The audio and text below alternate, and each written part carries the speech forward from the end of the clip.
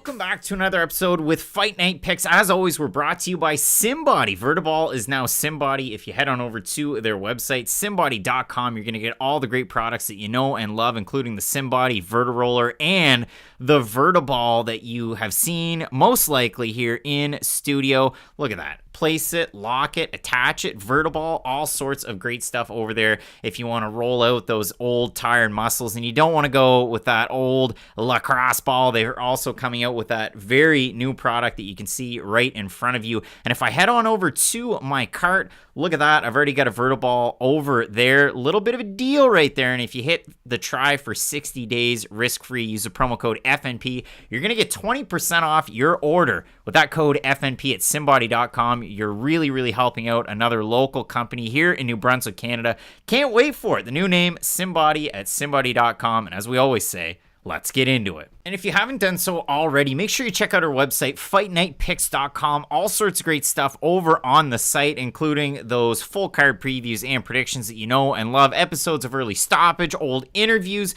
and you can check out the merch over there too. Great pieces by our own Ian Wind following the events. Look at that, going the distance of Costa's a 205er. Where does it leave middleweight? What a great question. Ian Wind doing great work over there, but you can also find our own Joshua Hart's full card betting guides for these cards. Who did he have as best bets? Petrosky, Volkov, Jan, Blachowicz. He's already hit on one of those, and we can't wait for it with our big time main card coming up. Hopefully you enjoy it. If you haven't checked out the website already, it's fightnightpicks.com. All sorts of great stuff, including, hey, a picture that I took and cropped out the background. All sorts of great merch over there. Fightnightpicks.com. As we always say, let's get into it. Oh, Michael Chandler with a beautiful shot. Dan Hooker is down and he is hurt. Oh! Okay. Chandler's got him locked. Chandler by TKO! Wow! What a debut by Michael Chandler! UFC lightweight, holy smokes! Oh! He put him down! Dustin Warren beats Conor McGregor! Has done it! He put down! Stephen A. Smith, watch this fight! That's the best 155 pounder I've ever seen! Oh, he knocks him down! Can by Francis, he's got him hurt. He's going after the finish. Big uppercut from Ngannou. Stipe engages. Oh, he dropped him! Ngannou's your champion! No. Francis Ngannou's the heavyweight champion! Stipe cool! Wow! What a finish, man! 9-1 in the night, 8-2 in the question mark kicks parlay hit! Fight Night Picks! Wow! Wow! Francis Ngannou! Holy smokes! Oh man, give him the stool! Who knew? Teixeira Francis. A scary man. Let's get into it! Wow!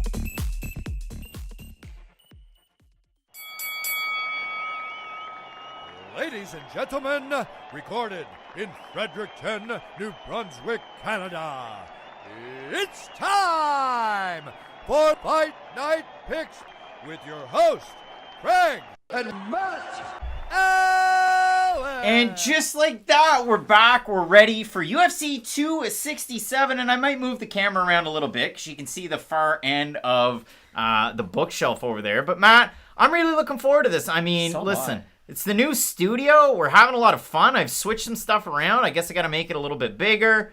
We're going to close that. We're going to have some fun. Listen, it's a learning experience for everybody. That's what these are. But overall, it has been an insane card so far. It's been absolutely wild. Corey McGregor's over there. Adam Riley. We've got the Fashion Cold Wars. Jesse Crayford. Everybody's enjoying it. Amanda Hebos gets the win there by decision. But Matt, overall, it's been a wild card, and we've seen a referee probably lose his job in the UFC. Yes, we have, but there's been a lot more positives to cover this than negatives, so let's focus on those.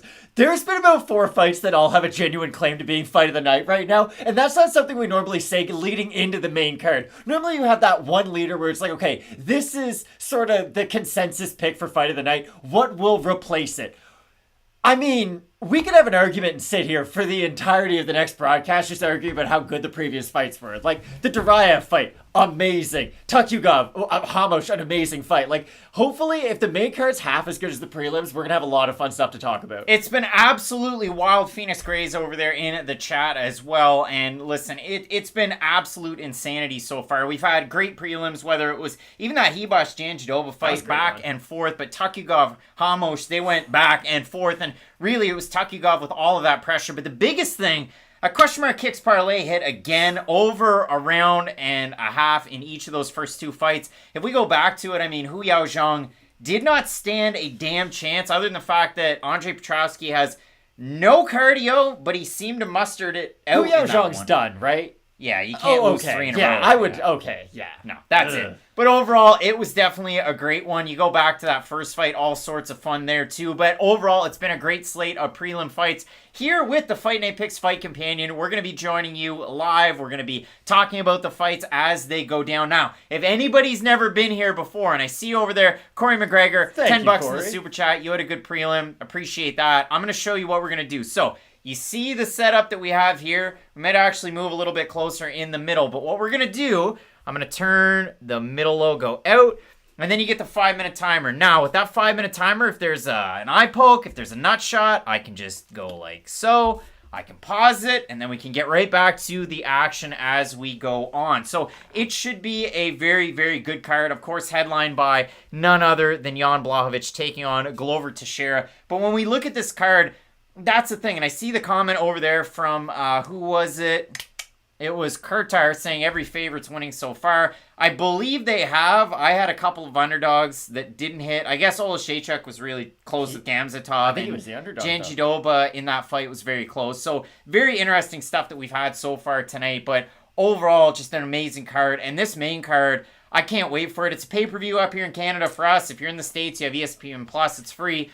If you're in Abu Dhabi, you've probably seen every travel commercial they've ever come out with. Probably. But Matt, this should be a great one. Bit of a highlight pack for our main event. But the one thing I want to do before I pass it on over to you is the fact that if you go on the UFC's website and you look at the promos for this card, there's actually been more attention to the co-main event than there has the main event. I just think they kind of project the longevity of both guys in the co-main event's careers, and it's probably going to outlast the guys in the main event, but I am going to switch that around a little bit. I feel like Jan Blachowicz has gotten a much bigger reception this week than he has in the past, and I do think that win over Adesanya did a lot for his star potential. Now, do I think Jan Blachowicz is some big international superstar man of mystery? No, not by any means, but do I think he can be like a Stipe Miocic level star when Stipe was heavyweight champ? I do. It's like the good thing about Jan Blachowicz is I know people who don't know that much about fighting, and nobody knows anything negative about him. They're all just like, he seems like a really happy Polish guy. Yeah, and it might not be the best way to sell tickets, but you're not really going to hurt your public image by just being a great guy. And that's what's sort of the cool thing about the main event. It markets itself. It's not like they have that much to go on to throw into promo packages. It's not like Glover Teixeira attacked Jan Blachowicz's bus or anything. There's been a pretty tame build-up, but Giving each other beer. They just seem like nice guys. They were talking to each other in the bathroom in one of the embeddeds. That was kind of weird, but they're just good guys.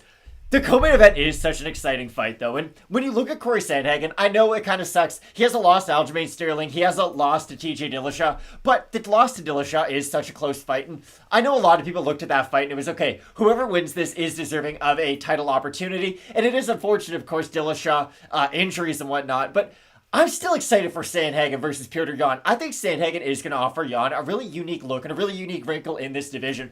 I don't really know if I want to compare this to like John Jones versus Ovince St. Preux level. Remember all the way back then when they had fought for the interim title after John Jones had been stripped? Very different circumstances around why they got stripped, of course, but I look at Corey Sandhagen, I guess, as a much more deserving challenger than I did OSP back then. I do think Corey Sandhagen is going to show up and give Petr Yan one heck of a fight. Yeah, it should be a great one. The question over there from Scott, Lee or Chimaev. We both had Chimaev on question mark kicks. We both had him at the start of the week. It's definitely the fight that I can see the underdog winning the most, I guess, on this main card. I think Sandhagen has a great opportunity against Yan. I think Teixeira actually has a pretty good opportunity against Blachowicz. But when I look at that fight, and if I put that graphic up so you can kind of see it from the UFC's website's perspective, Jing Liang versus Khamzat Chimaev, I think it's a great job of matchmaking. A little bit better than Chimaev when he was on that hype train. He was booked in those fights against Leon Edwards. I think that Li Jingliang is definitely a very good test. Has to be in a bit of a weird spot. We've seen the Russian fighters, with the exception of, I guess, Gamzatov, winning and very successful in these fights. I mean, you look at Duraev, it's like a bar fight where at the end of it you go home and you go, oh, you should look at the other guy. I mean, Duraev's eyeball completely swollen up, and then it moves forward in the fact that, yeah, I mean, Kopylov was a little worse for wear as well. But when you look at this fight for Jing Liang, he looks at it, his teammate out of China top team, out of the PI, is of course Hu Yaozhang, who had zero striking defense at all. No counters to the body shots. Ate every single left hand Petroski landed. Oh, and by the way, for a Greco-Roman wrestler, his wrestling defense was absolute hot garbage. Hu Yaozhang has nothing to do with Li Jingliang, luckily, in this It's got to fight. be weird looking at your teammate losing that bad. I mean, Carlos Alberg got flatlined, and Israel Adesanya still looked good. I don't put a lot of stock into that. I think fighters are pretty locked in by the time they get in the cage. I really don't think they put a lot of stock into that. With Li Jingliang, though, he's got weird power and weird angles. Right after the Elysium Zaleski dos Santos fight happened, I went back and watched the Li Jingliang fight. Just really quick, I skipped all the big moments through it really quick, just because I wanted to see where did Jingliang land power shots on Dos Santos, because Dos Santos is a real tricky guy. He moves well on the outside. He's a much more different opponent than Chimaev is, but still, I just wonder where Jingliang's power comes from.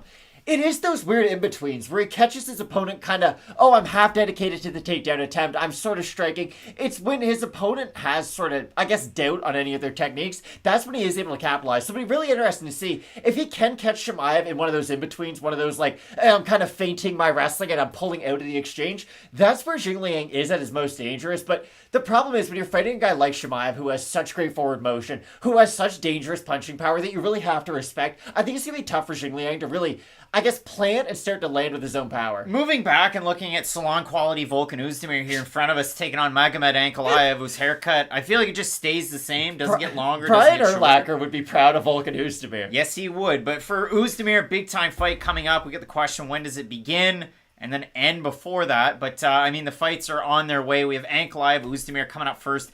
Absolute banger of a fight at 205 pounds. You talk about it. One guy's challenged for a title in the not so far away past. I mean, really, it was back UFC 224 Volkan Oezdemir, who was on that wild ride all the way up to the top. And yeah, it might have been a little bit too much too soon. And since then, he's won some, he's lost some. The fights have been relatively close with the exception of, his knockout loss his last time out. Definitely gave Yuri Prochazka all he had in the tank. And Prochazka, for what it was worth, ate it.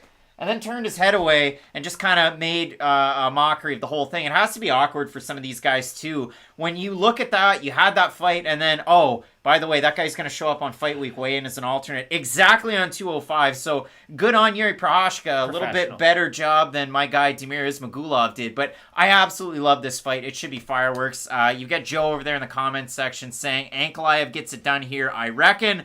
And then you have Corey McGregor about the beard. So it is coming out of Dagestan. But Matt, I really do like this fight, and I think we're going to get a finish here. I think Volkan Oezdemir is the most nice guy. Straight up, like you talk about it. I had him as an interview, one of the first ones with Fight Night Picks. I did the start of it in French and the rest of it in English. Very nice guy. I think he's going to win by knockout now. No, of course not, Craig. Has nothing to do with what I was going to say. Volkan Oezdemir, to me, is a lot like Jairzinho Rozenstruik, where when he's the one moving forward, it is devastating for his opponent. It's really hard for them to deal with it because he does match together his combinations with his punching power in a really unique way, especially for this weight class. But the problem with fighting a guy like Ankalaev, who's been able to prove it multiple times in the UFC, is he's so good at striking down the middle on his back foot. He's perfect at countering that way. And that's where Volkan Oezdemir has his most success, when he is crashing forward, throwing those combinations. The only issue with Oezdemir, and the only issue I can see Ankalaev having with Oezdemir, I should say, is the leg kicks of Oezdemir. When he throws them, when he is really hot and heavy on them, they give his opponent a lot of trouble. Look at what happened. I know he lost the fight to Anthony Smith, but still, he was really dedicated to those leg kicks, and they were such a great technique that really limited the mobility of Anthony Smith. If he's able to do the same thing to Ankalaev, it should help him out a lot in this fight. 100%. Volkan Oezdemir is one of those strikers where there's so much power behind those shots. You see it at 205 pounds. I mean, you gotta have the respect of his power. It's like Shamil Gamzatov taking on Michael Olszewczuk earlier on tonight. Gamzatov had 0 ounces of respect for that. He just kept dipping his head and throwing, and he actually landed some really good shots. But the trouble was, when you're taking on such a good pure striker, and when you start feeling yourself, that's when you can have some real issues. And for Volkan Oezdemir, I mean, moving in on guys, yes, he can have a lot of success. He can also get countered quite a bit as well. For Ankalaev, it's not like he's a perfect fighter, but so far in his UFC tenure, we've only seen him make one mega mistake on the ground against a ranked fighter at light heavyweight, which might sound a little silly, but Fran friend of MMA on Points, because I've seen him on their fight companions. It's Paul Craig, a guy who you can't play around on the ground with that guy, but you can play around when you're striking. And, I mean, listen, our guy Shogun Hua found that out in their second fight. So, when we look at this fight, Volkan Oezdemir, no time, 100%. This should be a great one. You get the stat line on both of these guys throughout their UFC tenure. It's on the UFC's website, but a great finishing stat for both of these guys. They can definitely get it done in either way. Highlight win for either guy. For me, I'd say for Volkan Oezdemir, probably the Jimmy Manoa fight. For Ankalaev, I just go back to that kick on Dalcha Lunjambula, and that's one that sticks out in my mind when I think of, highlight reel? That's probably it. I'll say this. My favorite Volkan Oezdemir performance, though, is probably the Ilir Latifi one. I agree with you. The Manoa performance, or the knockout, I guess, is probably the best one to go back and rewatch. But the performance against Latifi was really nice. We all know what Latifi's good at. He's got great wrestling. He's got really weird punching power. He's a really tough puzzle to solve. But what Volkan Oezdemir was able to do was he stayed really, really upright. He was very technical in that fight. And he broke down Latifi from the inside out. He went bottom to the top. And it was just a really nice performance to see how you could break down your opponent slowly and then end them with finishing. Brandon blows. LeBlanc gets it. You can't mess around, especially with that man. Brandon LeBlanc, appreciate you tuning in as we go through this busy main card, and hopefully you're doing well. Alex is saying, does this one go the distance? Thanks for all your work, boys. I have a hard time seeing it go in the distance. I don't think it does. I really do. I mean, again, both guys, huge finishers. The line is heavily skewed towards a fighter out of Russia versus the Swiss national here in Volkan Oezdemir, a guy who, unfortunately has had to move away from his camp that he was with for a long time. It started with the Black Zillions when he was down there in Florida. Ultimately, Hard Knocks 365, less Sanford MMA, and he's been training out of Switzerland ever since. And listen, I think that may have stifled his career too. I mean, you look at the quality of training partners there, and you might laugh at me, but big bodies like Steve Mowry, who can work every aspect of your ground game, your takedowns, and just defense. The coaching of Henry Hoof. And Linton Vassell, like those are the two guys that I always think of when I think of the bigger crop there. Of course, the smaller guys and I say smaller guys, but the Burns, the Chandlers, so on and so forth. But for Oezdemir, that's got to be a tough pill to swallow when you've had to go back home and kind of reestablish yourself. And it hasn't worked out that great. No, that was a point that you were really early on. It was something I never really thought of, but it was after he did have that legal trouble or whatever it was there in Florida. It has limited his training capabilities in the States, and we have seen, I don't want to say a regression, we just haven't really seen his game progress all that much. It has felt somewhat stagnant, so I'll give you full credit for that. You were onto that early. But no, I agree 100%, and that's what'll be interesting, if he ever will be able to regain some of that momentum that he once had, because no matter what, Oezdemir still has pretty good hand speed for this division. I would say his technique is still above average, and it's not like he has bad cardio or bad chin, so I don't think Oezdemir is a fighter who's going to slip out of the top 15 anytime soon. I still think the skill set that he has is good enough to stick around in the rankings. I just don't know if he's going to be one of those like top 10 guys consistently. And I mentioned it, I threw it out there on Twitter, but I mean, the tweet that was out there by RJ Clifford, he said, the guy that pulls the switch in the electric chair, haunted house murder clown, the guy that disposes amputees' body parts. Sorry, I was thinking out loud of what Vyacheslav Kiselyev's next job might be since his refereeing career is over. He is not refereeing this fight as he was originally scheduled to do. Good. Because we are going to have, as I can see it over there in the comments section from Brandon, you're going to have Mark Goddard in there for this one. And Mark's one of those guys, I find people either love him or hate him. Like, he is a polarizing guy. He's good at his job. I mean, the top referees out there, Mark Goddard, Jason Herzog's the best. I really, truly believe that. Osiris Maya. He's good, too. Here's the thing that I'll say. The guys you don't talk about and the people whose names you don't know are the best at their jobs. Osiris Maya is a great example of that because he's not in a lot of shows. He is somewhat limited to the Brazilian Commission, but when they do go down to Brazil and you know Osiris Maya is in the cage, you're not thinking, oh wow, that's like a Jaron Vallel guy who's going to go in there and make a lot of mistakes. I do trust guys like Canadian. Osiris. But yeah, I can't wait for this fight. Of course, you have Magomed Ankalaev taking on Volkan Oezdemir. You get the particulars over there. And I want to thank everybody, including Gator Rolls, who hit us up in the Super Chat saying Saturdays for the boys, the old Barstool reference. I can't wait for this fight. 39 of you's tuning in. I'm sure that's going to punch up as we move forward. But Matt, salon quality Oezdemir taking on Ankalaev. What are your thoughts on the hair? Be honest. Like, are you a fan of the look from Oezdemir? No, I thought he pulled off the bald head pretty good. Yeah, like I was listening to Smartless this week, you know, the podcast, and they had Joe Buck on, and Joe talks about it. He's like, yeah, I had my 8th hair transplant. People give me a hard time, whatever. Sometimes they don't take, and yeah. Yikes. It's tough. Yeah, I thought Oezdemir pulled off the, like, I'm just a tall Jack guy, I don't mind being bald look, but The hair, it's tough. Again, Urlacher brought it back, but the plug actually took. That's the thing. Well, yeah, and I think Brian Urlacher probably made more money in one season than like most UFC athletes make ever, and that's just a poor reflection on the UFC. 17-5 is Fribourg's Volkan Oezdemir. It's a deceiving record, honestly, because there's a lot of fighters. I guess 17-5 is not that bad now that I actually sit back and think about it. It feels like Volkan Oezdemir's had a lot of recent losses, which he has, but when you look at the level of opposition that he has faced, it's not really an indictment on Volkan Oezdemir. Like, he's still a top-level fighter. Yeah, 100%. And I mean, in this fight, Ankalaev coming in 15-1, that lone blemish, the last second Hail Mary, Aaron Rodgers style from Paul Craig. You get the man out of Makhachkala, Russia, in Magomed Ankalaev. And you talk about snipers in MMA, he's definitely one of them. Great long-range weapons, great kicks, really prods, and figures out his opponent's distance early. We talked about the fact that Volkan, he's one of those guys that if he can establish his presence early and often, that's how he's definitely going to be able to get the win. And maybe a knockout win, you never know. It's tough to say in a fight like this. I'll get the timer ready. You're going to have a bit of a lag between us and you, so maybe pause your broadcast if you want to be on point. But there we go. The start of our fight between Volkan Oezdemir and Magomed Ankalaev. Ankalaev coming out in that long southpaw stance, keeping both of those hands way up.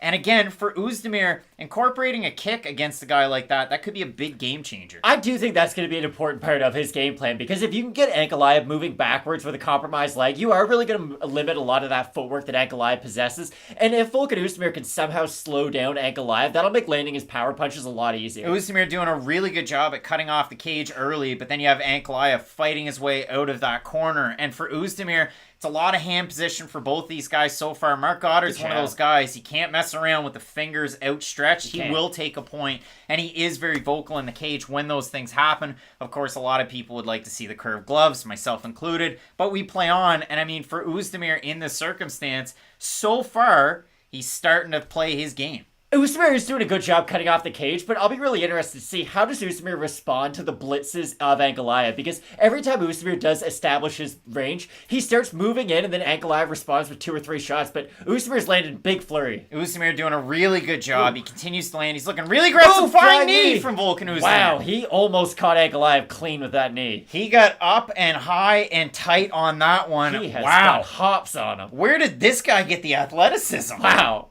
Volkan Oezdemir, what a surprise of a strike. That's not something that you see every day out of the big boys. I mean, who is he? Chris Barnett at 265? Like Derek Lewis, Sean Jordan-esque. Oh, wow. Big time shot there from Oezdemir, who's now in a pretty bad spot. I mean, you got an underhook from Ankalaev. Oezdemir with his back up against the cage, exchanging knees here. And you've got to think Ankalaev started to cut you off. It's just trying to clear the cobwebs right now, because Oezdemir was able to land some big shots there. 100%. And Mark Goddard, again, one of those referees that if you stall up in the clinch position, he will break you. He won't mess around with this kind of stuff.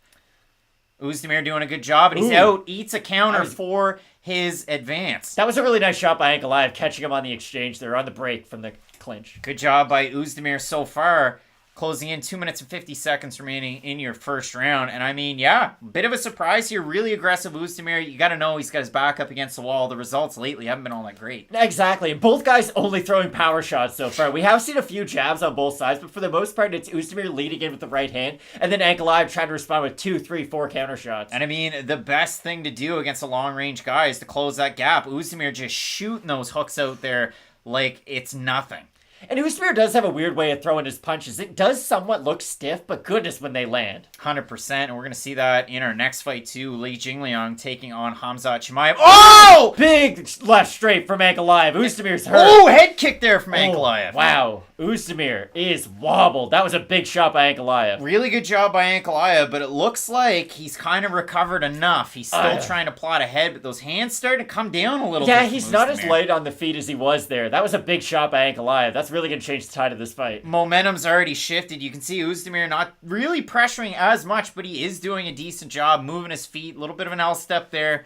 Minute 43 remaining in our first round between these two light heavyweights. Ooh. But now you've got to think Oezdemir's a lot less likely to pressure forward, and that's when he was having his best success in this fight. Good job there. You've got a nice counter from Ankalaev, and I mean, yeah, now all of a sudden, tides changed. Alex Clark saying, I don't think it's going the distance.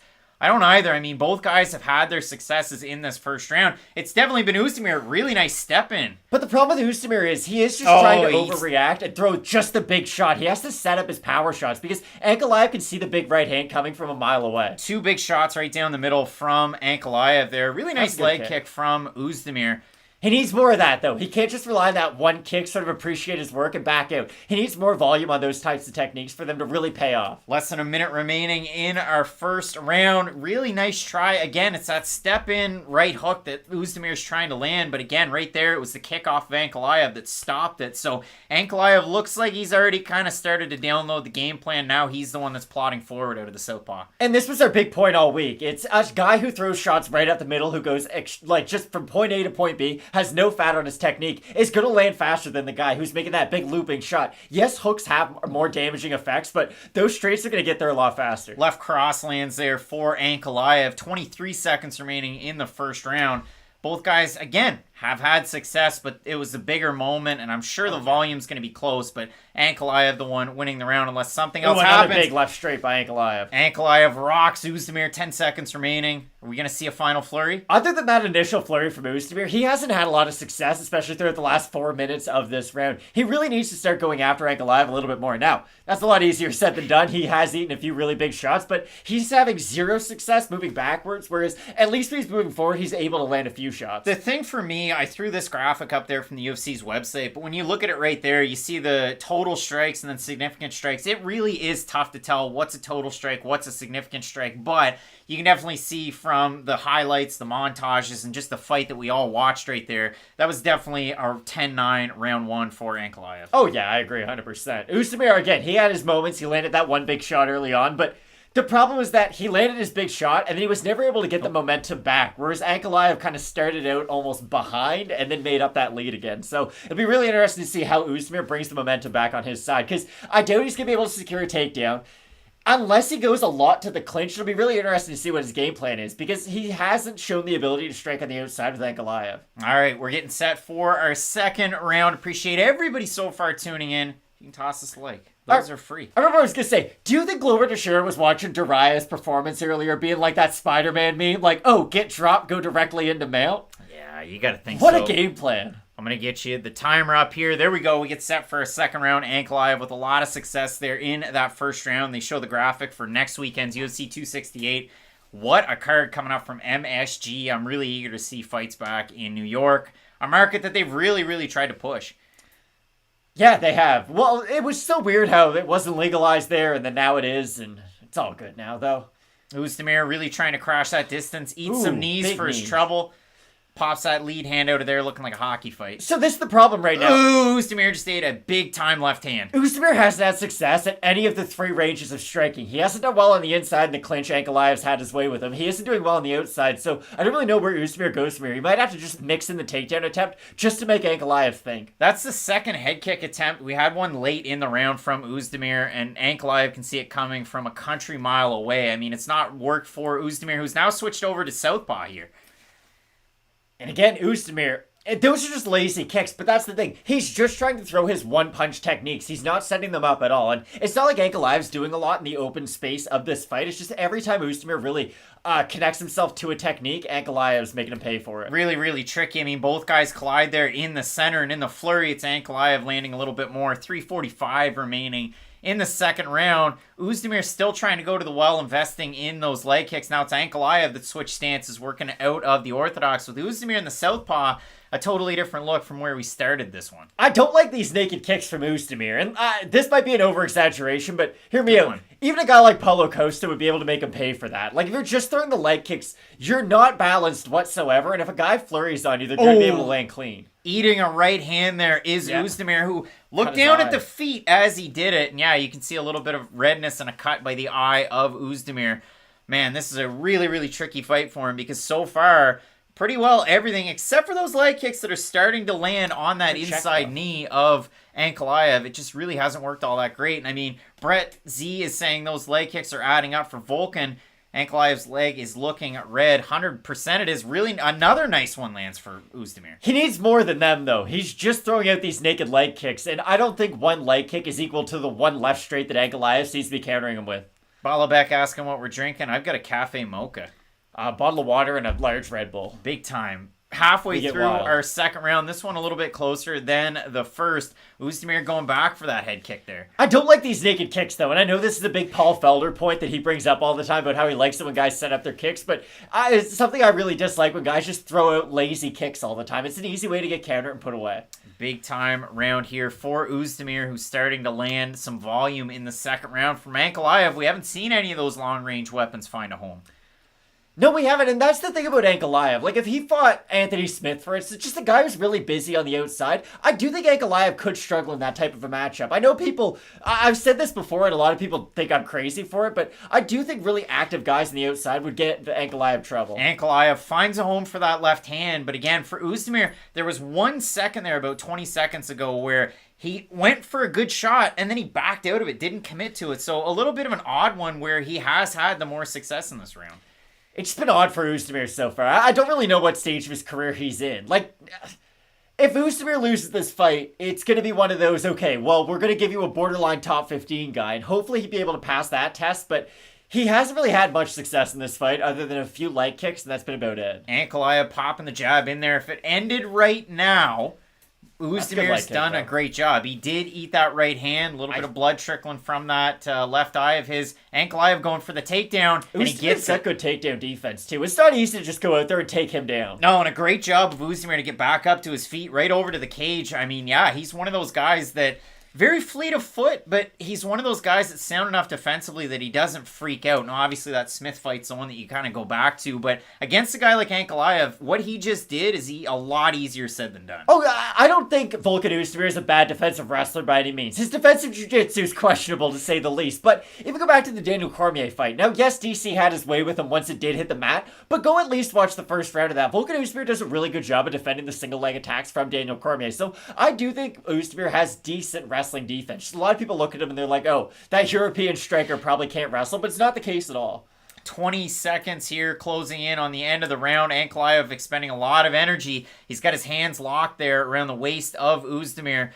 We got a big-time tango here in the turnbuckle. We'll see what happens. Ooh, Ankalaev doing a good job on the break of landing a couple of his own shots. Closing in on the end of the round. Very close round. It really was. 5 seconds remaining. Either guy has a good opportunity or good say here. We'll have a look at the numbers as it ends, Matt, because again, like I said... I'd still give it to Ankalaev, personally. I would give it to Ankalaev. You see the total strike numbers. That second round, again, very close. Ankalaev with some more total strikes. We're going to get a look at that left eye of Oezdemir leaking a little bit there, but you have to think, especially if you're in his corner... Second round was a little bit closer. First round was definitely Ankalaev's. You have to think they want him to go in and get a finish. Oh, without a doubt. But what they need to do is tell him to set something off the leg kick or set the leg kick up with something. We've seen Oezdemir go leg kicks, body kicks, and head kicks. Try to set something up based on a previous attack because it just feels like he's going out there and throwing a lot of these kicks naked. If he does do like the John Jones against Daniel Cormier, throw 7 leg kicks really, really quick early on, make Ankalaev be thinking leg, and then go up top. It'd just be nice if Oezdemir was setting techniques up for the future because right now it seems like he'll throw the kick, sort of reset for a little bit, throw another kick, reset for a little bit. And on those resets, that's when Ankalaev is able to touch him up. It's set for a third and final round. Appreciate everybody tuning in. DSUL, Talas. I can't speed it up. It's the way that the internet works. We're going to have a hard time setting up, though, for our third round here because they're going back to highlights after the two guys stepped up off their stools. So it's going to be a tricky one. There we go. Boom goes it because Volkan Oezdemir, yeah, he's had some really, really tricky spots here so far. Dark Mace 86 saying, does Jingliang realistically have a chance? I've been saying it the whole card. I think he's got the best chance as an underdog on this card, but on this main card, rather. But it's tricky, and I mean, even Volkan Oezdemir having a bit of a say here, trying to land that head kick at the start of this round. Yeah, Oezdemir, again, I just think he needs a little bit more, but we are seeing some of the chinks in the armor of Ankalaev. Again, someone who is a real busy fighter on the outside could outpace him. I don't think that's an impossible thing to do, especially in a fight like this. Somebody closing distance as well. Now, again, for his troubles, Oezdemir's eating some shots, but again, when you talk about those leg kicks, another good job of it there. A little bit of a check from Ankalaev, who's starting to pressure with some of those long-range weapons. Goddard got to be in there, especially with those outstretched fingers of Ankalaev. Are you surprised Ankalaev doesn't throw more kicks? Because when he does throw them, like, he's got great technique behind them. They've got great power and great speed. Yeah, it's been a bit of a surprise so far. Corey's saying we're timed on. There's going to be a lag. I think there's a 12-second lag or thereabouts from us to the YouTubes that we have in front of us with comments there. So, big time right hand lands for Magomed Ankalaev. Oezdemir continuing to pressure, and that's where he had success in the first round until he didn't. Exactly, and in the second round, he sort of got away from that, and it didn't really pay off at all. So he does need to pressure Ankalaev more, but again, this is when Ankalaev's at his most dangerous. Yeah, Ankalaev started to figure out those leg kicks now, lifts that leg out of the way. The lead one on his right-hand side, and Ankalaev now really trying to turn the tide. 3 minutes and 25 seconds remaining in our third and final round. Oezdemir going for a takedown of his own. That's not necessarily a part of his game that we see very often. No, but I did bring it up last round. You might just need to throw something out there to make him think. He just ate a right hand on the top of that nice hair, and you hate to see that because Ankalaev, he's found a good home for that check right hand. He really has. It's been a nice technique this whole entire fight, and Oezdemir's just not reacting well to it whatsoever. He's not seeing it coming over that left hand. 3 minutes remaining in the third round. Again, we do have a close fight. Big time. That was a big... Yeah, Ankalaev's really starting to put the pressure on him now. Ankalaev landing a Holly Holm combo there. We've really noticed throughout this fight that Ankalaev, when he's moving backwards, can strike with Volkan Oezdemir about 1-to-1, but when he's the one moving forward on Oezdemir, Oezdemir doesn't really have that type of a skill set on his back foot. Big time fight. We've got halfway through the third round. Oezdemir needs a finish, you'd think. Right hook again. Big time job here from Magomed Ankalaev, who now he's starting to land. He's starting to let his hands go a little bit more, and he's finding some success, although he did miss on that 2-punch combo there. I do like that left straight right hook combo, though, from Ankalaev. It's landing effectively, it seems, every single time he throws it. Another nice leg kick there from Oezdemir. Are you surprised he hasn't emptied the tank here? Yes and no, because when he has moved forward, he has eaten a lot of damaging shots. He got dropped in the first, his eye's pretty messed up now, but that's really his only way to win this. I doubt his corner told him, hey, you're up 2-0, let's be conservative. Yeah, it's Tim Elliott level stuff there, but 2 minutes remaining here in our third and final round. Brett Z saying, who knows what the judges are seeing on these shots. They've been pretty good tonight so far. They have been pretty good tonight. That much is true. To give them their credit, because we're pretty hard on judges and refs when they're not good, so we should give them credit when they do their job well. Judge is doing a much better job than the referee. That eye is messed up. Like, when that cut got initiated, it was just a tiny little nick on the edge of his eyebrow, but it's really opened up in this third round. Ankalaev doing a really good job. Now he's sending Oezdemir back. Minute 30 remaining in our third and final round.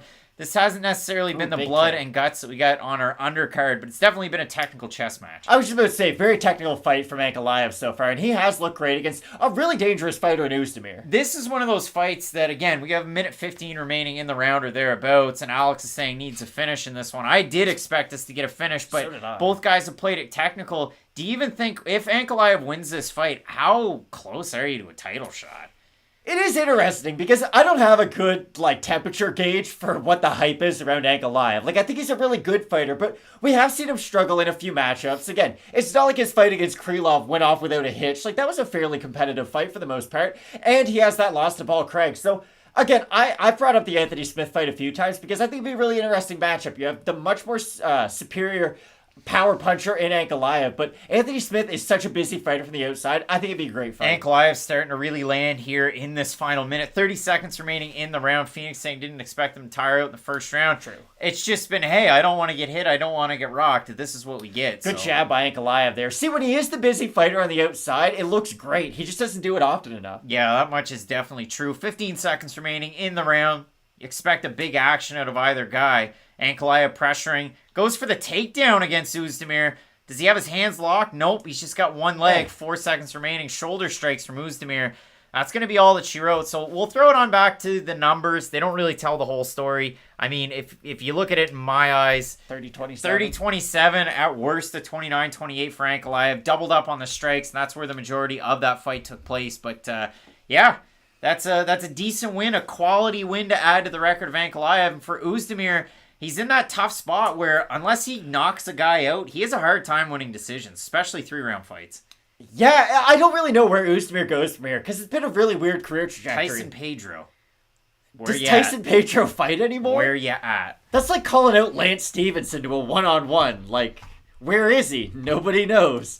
This thing with Ankalaev, again, I think he's a really good fighter, but I do think he's a fairly beatable fighter in the top 10. And maybe your opinion differs on him than mine, but I don't look at Ankalaev and think, wow, this guy deserves a title shot next. I do think there's a little bit more he has to show, because as of right now, his best finish win is over Ion Kutalaba, who's a good fighter, but that doesn't really prove to me that you're a top 10 guy. So I'd like to see Ankalaev. I guess we don't really have the rankings pulled up in front of us, but who's top 15 in light heavyweight? Yeah, also we top do. 15 light heavyweight. So, I mean, if you do look at it, Ankalaev ranks 7th. Dominic Reyes, who's on a break, he's 6th. Thiago Santos would make sense. Santos 5th, coming off a loss. Anthony Smith at 4th. No, he didn't. He beat Johnny Walker. No, he did beat Johnny Walker. So, yeah, Santos, Anthony Smith. I would say one of those two. Is that where you go with? It's going to be a tricky one. Joe Pierce is saying, yes, boys, good win. Corey McGregor is saying he won so far. The picks have been good. Christopher saying Jan or Sandhagen. Yeah, going with Jan in that one. Joe saying the first parlay hits, and Jesse Crayford made a lot of money. Good job, guys. If you made that money, Jesse,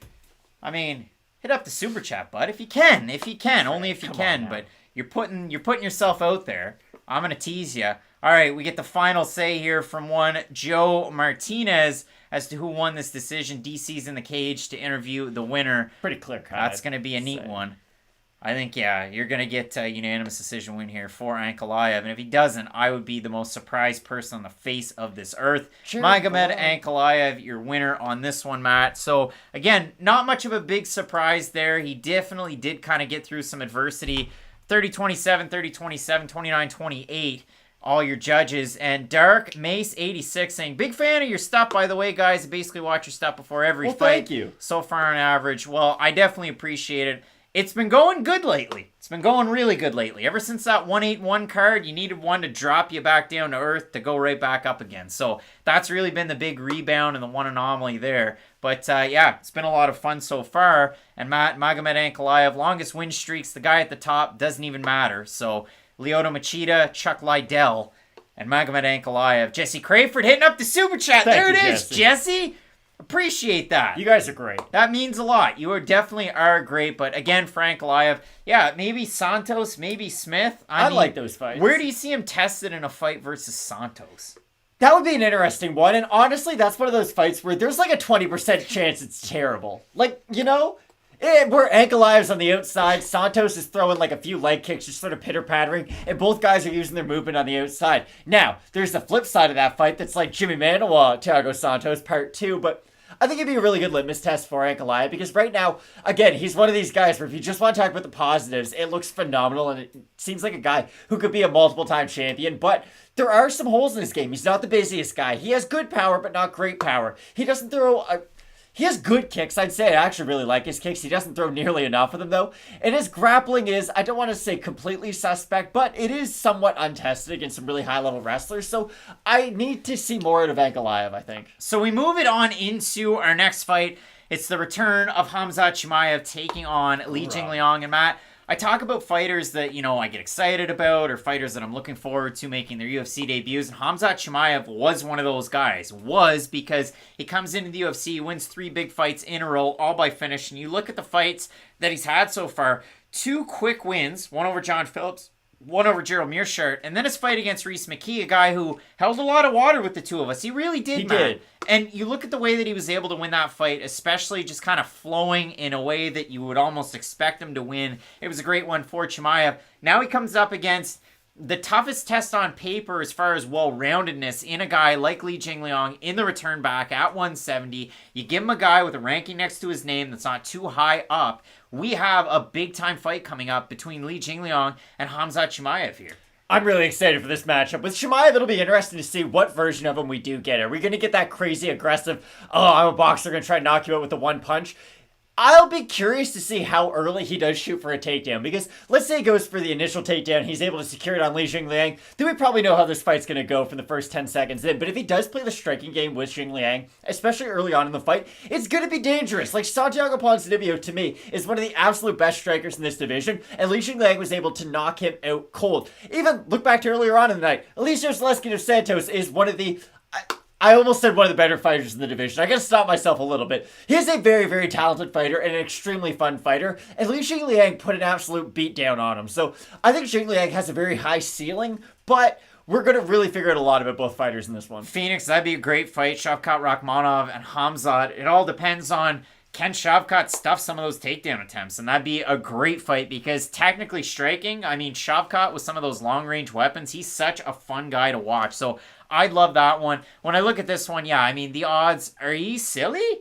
I'm still going to send it. I don't know if I would send it like Larry the Enticer, but Khamzat, giant favorite in this fight. If we bring up best fight odds, I do have them up in front of me. You have Chimaev coming back, a giant favorite. He opened a minus 350. The comeback on him, I got to make it bigger, I guess, on best fight odds, minus 599. And if you look at it for Li Jingliang, open plus 210, he's plus 373. But like I said, there's the unknown of which Chimaev do we get because he's been out for so long. How does COVID affect you, especially with such a long layoff due to those reasons? I mean, yeah, at the start it was okay. Leon got it, but it didn't really affect Leon all that much. And for Khamzat, it was, well, he gets it, then he travels some more, and then he goes to the States to recoup, and then he's training back at home. So it has been a lot of unknown for about the year that he's been away from the octagon. Khamzat Chimaev with a great opportunity here to get in the kind of the hearts and the minds of American viewers who, from the States, if you're on ESPN Plus, you're getting this one for free. If you're Canadians like us, you're ponying up that $64.99. You hate it. This ain't John Phillips, though, for Khamzat Chimaev. I do think that has to be said. Like, this is a huge step up in competition for Chimaev, and I understand he was kind of getting ready for something similar to this for his last matchup, because, of course, everybody remembers it's supposed to be Leon Edwards, Khamzat Chimaev. So I don't think this is something like completely out of the blue, like, oh, now you're getting ready for a top level guy, but it will be interesting to see how he deals with it, because he's never fought a guy who has this level of punching power, who has this sort of unorthodox type of a striking technique. So I'm really excited for this fight with Chimaev. He's in this category of fighters where it's like, okay, I need to see you go through some sort of adversity before I really label you the future champ. Cyril Gane was one of these guys until he fought Alexander Volkov, and Volkov had a little bit of success against Gane. Gane got through it and looked phenomenal in that fight, and now I'm a believer in him. I think Chimaev needs a similar performance for me to really be sold on him. If, let's say Jingliang goes in there, hits him with a right hook, drops Chimaev, Chimaev's able to get up, take him down, and then absolutely dominate him on the mat, rinse and repeat for 3 rounds, then I'll be sold on Chimaev. To me, when I look at this one with Chimaev, a guy who loves to wear jeans to oppress her, absolutely loves the denim look. And I mean, hey, our buddy Tebe, the denim on denim. But when you're looking at a fight like this between Jingliang and Chimaev, that is it. I mean, Phoenix Graves brings up a great point. Not just that, but he literally didn't listen to his doctors. He kept training, and that's definitely the problem. It really is hard to go with a guy like that where Li Jingliang has that punching ability, especially from that southpaw stance, a look that's hard for people to figure out. And you see it in the highlight pack, finishing Eliseu, finishing a guy like Santiago Ponzinibbio. That punching power is absolutely wild, and he can do it in so many different ways. He can grapple with some good guys. It's going to depend on can he grapple and who can sustain it in a fight like this. Disul Talas is saying, watch out, it's a trap. But yeah, for me, it really is a tricky one for both guys. I mean, hey, has Jingliang had the greatest takedown defense in his UFC career? No, he hasn't. Not really. 59% isn't anything amazing, but I think these guys have sold one hell of a fight coming into this week. Yeah, I do feel like the hype surrounding this fight is way higher than it was at the start of the week, and even this promo package that we can't hear the volume to is firing me up right now, because with Chimaev, there was this promise of, hey, he might not just be welterweight champ, he might be champ like welterweight, middleweight one day. Dana White was in press conferences talking crazy about Chimaev and the ceiling that this guy had. So I'm really interested to see how he looks in his return. Again, I'm worried about the weight, not miss, but I'm worried about the weigh-in issues. I'm worried about the extended time off, especially after the fact that he was so active for the in the past year. So just a lot of questions that we need answered. Khamzat Chimaev making the walkout, his first fight this year. You got the John Gooden promo pack, a guy who I wish was on the mic for these fights because he does a great job. Of course, Khamzat is feeling it. There's a lot of fans packed into that Etihad arena, but Khamzat Chimaev, he's feeling it. Is it at Etihad or is it at a different one? It's Etihad, and you don't see a single jitter in this guy. I like what I'm seeing so far, even just in the walkout.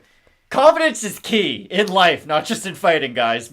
Tell yourself that every day. And with Khamzat Chimaev, you love the confidence. That is the thing. You can't beat yourself before you get in there. Remember Megan Anderson when she fought Amanda Nunes and she looked like a corpse on her way into the building? She looked gaunt. Yeah, she was like, oh my god, I have to go fight Amanda Nunes. Khamzat Chimaev doesn't look like a guy who's about to fist fight Li Jingliang for 15 minutes. I almost pulled a Mike Goldberg there. Big time one there. And look at that. Reza Madadi in the corner coming out of All Stars. I was a bigger fan of his than I should have been. Big time UFC fighter. But Matt, we have a look at this one. 81% of the fans have Khamzat Chimaev to get the win. Is that it? Over Li Jingliang. 440 total votes for Chimaev, all the way over to 104 for Li Jingliang. again, Reza Madadi, he had a pretty good UFC career. He did, especially in a similar weight class. So I absolutely love this fight. Of course, you're going to get a great one. And over there, he will only win if those guys that held him up with the towel keep or help him into the ring also. Yikes. But I mean, for Chimaev, obviously the weigh-in antics as they were, yeah, Chimaev's feeling it. He's ready. He doesn't even want to get checked out. I'm excited about this fight. It should be a great one because you know what Hamzat can do, but you know Li Jingliang always brings. He has 6 bonuses in the UFC. Like, it's crazy. Since he's come in, the guys that he's been able to fight, the quality of wins that he has. I mean, you look at it. Look at that David Zavada fight. I don't even think we saw that in the promo pack. A body kick sends him back. Ugh. This guy's absolutely a fun fighter, and you can say that for both of these guys. I love this one. Body shot knockouts are my favorite thing to watch in MMA. I think that's easy to say. I don't care if it's a kick. I don't care if it's a punch. They're my favorite thing to watch. Li Jingliang coming out here. He's got the flag. He's feeling it himself.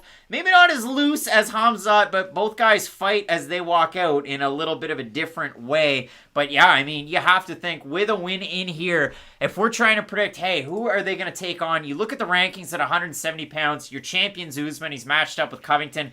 Burns, Edwards, Luque, Thompson, Wonderboy. Maybe that's the fight. How bad does Dana White hate Bilal Muhammad? Yeah, I mean, maybe that is the fight at I number think that's 9. the matchup. Jeff Neal's already matched up. Neil Magny up there. Chiesa, Is it Jeff Neal, Santiago? Masvidal. There's a lot of good fights that are already booked, and that's a tough one. But let me know over there in the chat who you guys have. I mean, winner. Jingliang wins this fight. He's right up there, too. I mean, maybe you put, like, poor old Nate Diaz in a fight like this. You want to build one of these guys up even further. Craig. But, man, I love this fight, and I think that there's some big ones out there. I think Wonderboy would be a great fight for the winner. I do think that's a really good matchup. And it'd be interesting, too, to see how Chimaev deals with the movement of Wonderboy. Well, here's the thing. I'll make my official prediction for who they fight next after this, because it really depends on how good Chimaev looks. Let's say he looks great in the first round, gasses out, and then Li Jingliang puts it on him in the last 2 rounds, then we're not talking about Chimaev as, oh, he should be in there with Wonderboy next. But I think we're going to learn a lot about Chimaev in this matchup, and I hope he does face some kind of adversity. Dark Mace saying over there, I think Usman's a different tier. I agree. Hey, you the people that watch the Fight Companions, you guys are on the Underground Whisper networks. You're here hanging out, having a good time. I think Usman's going to dust poor Colby Covington. I don't want to say dust because their first fight was extremely competitive, but I do think Usman's made some major leaps and bounds in his striking game since their original fight. And here's the thing. Everybody says, oh, well, Colby Covington could do the same thing. They both had the same amount of time off. The difference is that Usman's been able to prove it against top-level fighters in the cage as of late, and Colby Covington just unfortunately hasn't been in there with top-level guys lately. The one good thing for Covington, you can see changes in guys going to MMA Masters, and you talk about a guy like Nate Landwehr's last time out. ATT, I don't think you can get better than. That's the thing. It's not like he went from Sanford MMA to Elevation, where it's like, okay, you went from one A-plus gym to another A-plus gym, and they're both just giving you different looks. I do think he is getting a slightly different...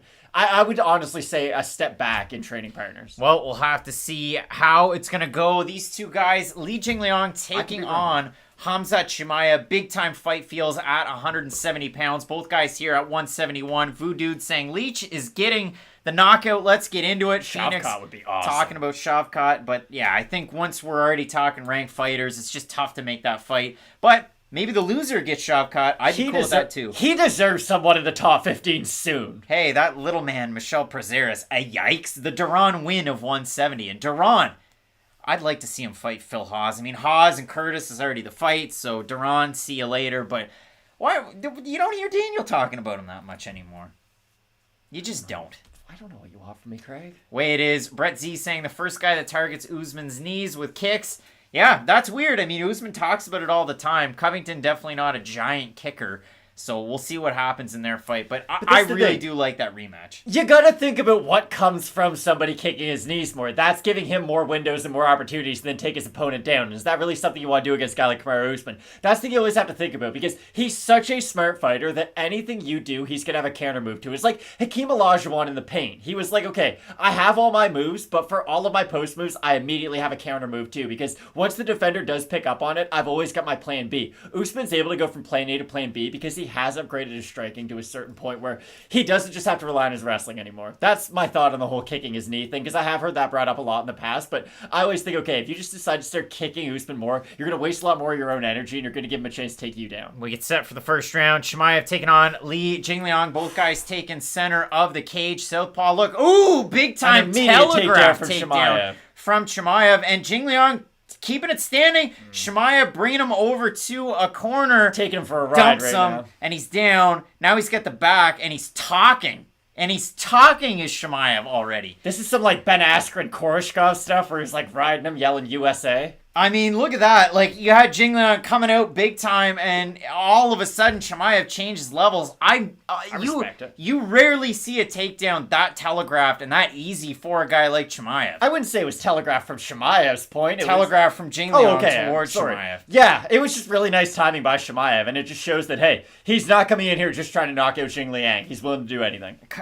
Big opportunity there. You've got the wrap of the wrist from Jingliang, who's trying to make his way back up to his feet. And we saw that earlier on in the fight. I mean, a guy who had a lot of success with the early takedown was Magomed Khani, and he wasn't able to get it down on the ground, eating a knee for his troubles and really needing, you talk about stool and everything. Chimaev doing a really good job softening up Jingliang with these blows, trying to keep this one on the mat. Really, he's got the wrist control on the opposite side. Now both guys in a really difficult spot. I mean, is Chimaev going to be able to keep it down? Chimaev's just sort of wrist riding him right now, trying to hold him down to the ground. He's not really able to establish any set position right now. He's just really wearing on Jingliang, and this will be interesting to see. Is he able to sap some of that punching power away from Jingliang early? Because if Li's just out there trying to volume strike with a guy like Chimaev, that's when Chimaev will be able to open up with his takedowns, with his own striking. You have to worry about some hands in the gloves there. One of the best in the world is Jason Herzog refereeing this one. He gets a big assignment here. Certainly does, but he's earned it. One of the best in the business. Girl, you earned it.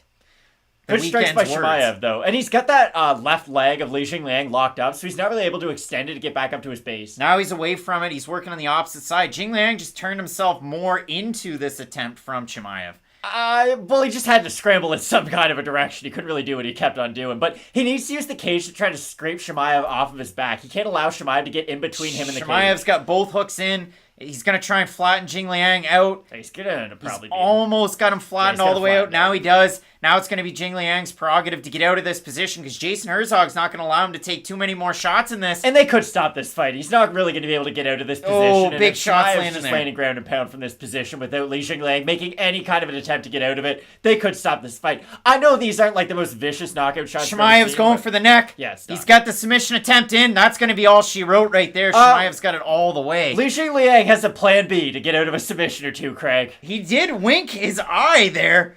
Chimaev's riding that one. He's got to fight the top hand. He can't just leave his hands hands a single up. thing.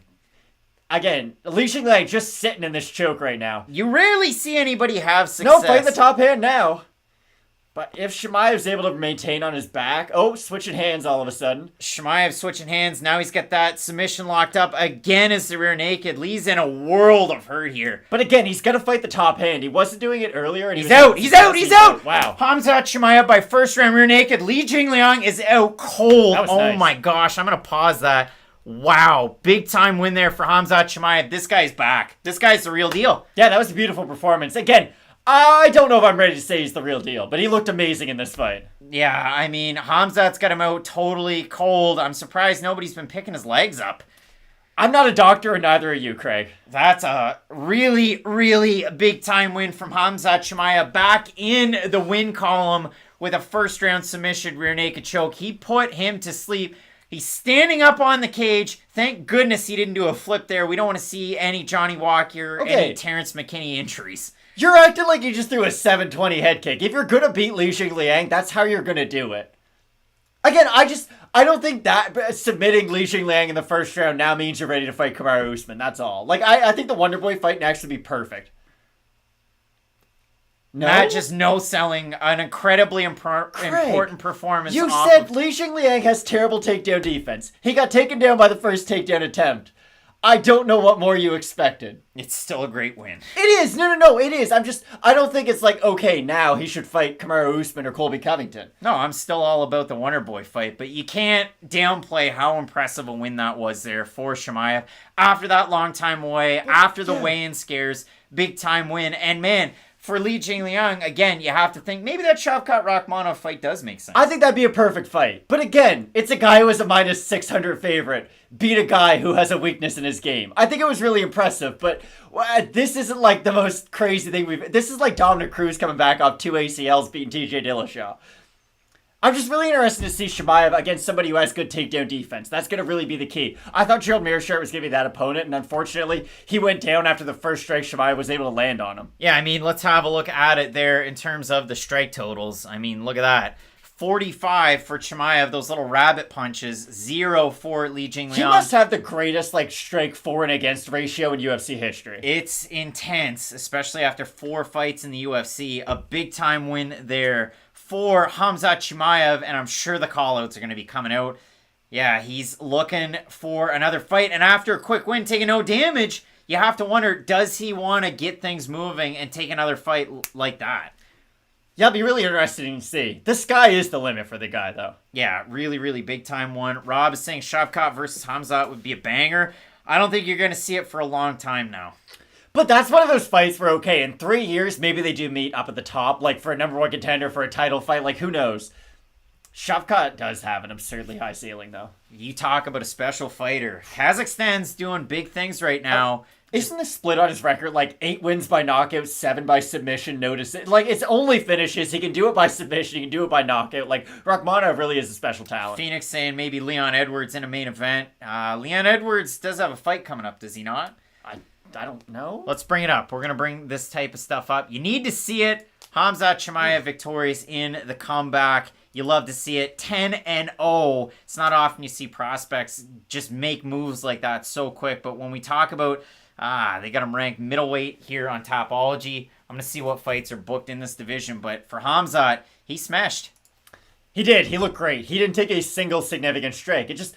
Again, my whole thing, I would like to see him face some sort of adversity. If you're good enough to never have to face it, then that's great. But at a certain point, someone is going to test you. All right, so if you look at the top of the division, Masvidal's fighting Rocky. You've got Gilbert Burns. He's looking for a fight. Vicente Luque's looking for a fight, and they're not going to fight each other. So there you go. Wonder Boy's coming off a loss. So again, at the top, Magny doesn't have a fight. Bilal Muhammad doesn't have a fight. Wonder Boy, Luque, and Burns. You got to let us know who you think. Over there in the comments section, Jesse's saying, wow, these odds are gross. Khamzat in the main event. And Volkov is a giant favorite coming up in our next fight. Again, I'm sorry for no selling that last one, but if you're going to beat Li Jingliang, who has porous takedown defense, that's how you're going to do it. If Colby Covington fought him, he'd do the exact same thing to him, guys. Beating Li Jingliang by rear naked choke immediately in a fight doesn't automatically mean, wow, you're going to be champion tomorrow. Matt with take of the night. And our next fight, Volkov taking on Tybura. That's where this thing gets interesting because for Volkov, the takedown defense, it definitely wasn't there in his, in some of his prior fights, especially against Blades, but he was able to weather through some of that adversity, have a little bit of success as the fight went on. Reza Madadi with the dance moves. Get it. Where's this guy been? Look at that. He's like Valentina Shevchenko. And for Marcin Tybura, he's been able to have so much success against big heavyweights. Greg Hardy's a guy that weighs over 265 when he walks into the cage. For Tybura, F all that, I'm able to get the finish. So I really do like this fight from a standpoint. Now we get to see where these guys are at. Can Tybura hang with the top 5? Can Alexander Volkov do a good enough job against another test like this? So I've been doing some private advanced statistics. Not really. I've just been thinking okay, what are things we can think about outside of just the traditional MMA statistics? And when you look at a lot of rankings, every ranking kind of has that one fighter who does that one thing. Every rankings, every division has one range fighter. Every division has that one fighter who, if you're a wrestler, they're a boxer, and if you're a boxer, they're a wrestler. That's who Marcin Tybura is. He's kind of like heavyweight's Al Iaquinta. Now, yes, Al is much more boxing heavy than he is wrestling, but you get the idea. If you're a boxer, Marcin Tybura is going to try to take you down. And if all you do is wrestle, he can use his wrestling defense to then really open up his own striking. But that's always going to be the key for Marcin Tybura. He's got to start mixing things together to really win fights. If you go back to the Greg Hardy fight, when he's just striking with Greg Hardy, Hardy's lighting him up on the feet and landing some really, really good shots. But once Tybura kind of wakes up and is actually engaged into the fight and does start going for those takedown attempts, it completely changes the landscape of that fight. And that was really the key for Tybura. Once he was able to get it down to the ground, once he did find that he had a massive advantage in the grappling, he was able to just go back to that well over and over again and was able to get the finish. Same thing with Walt Harris.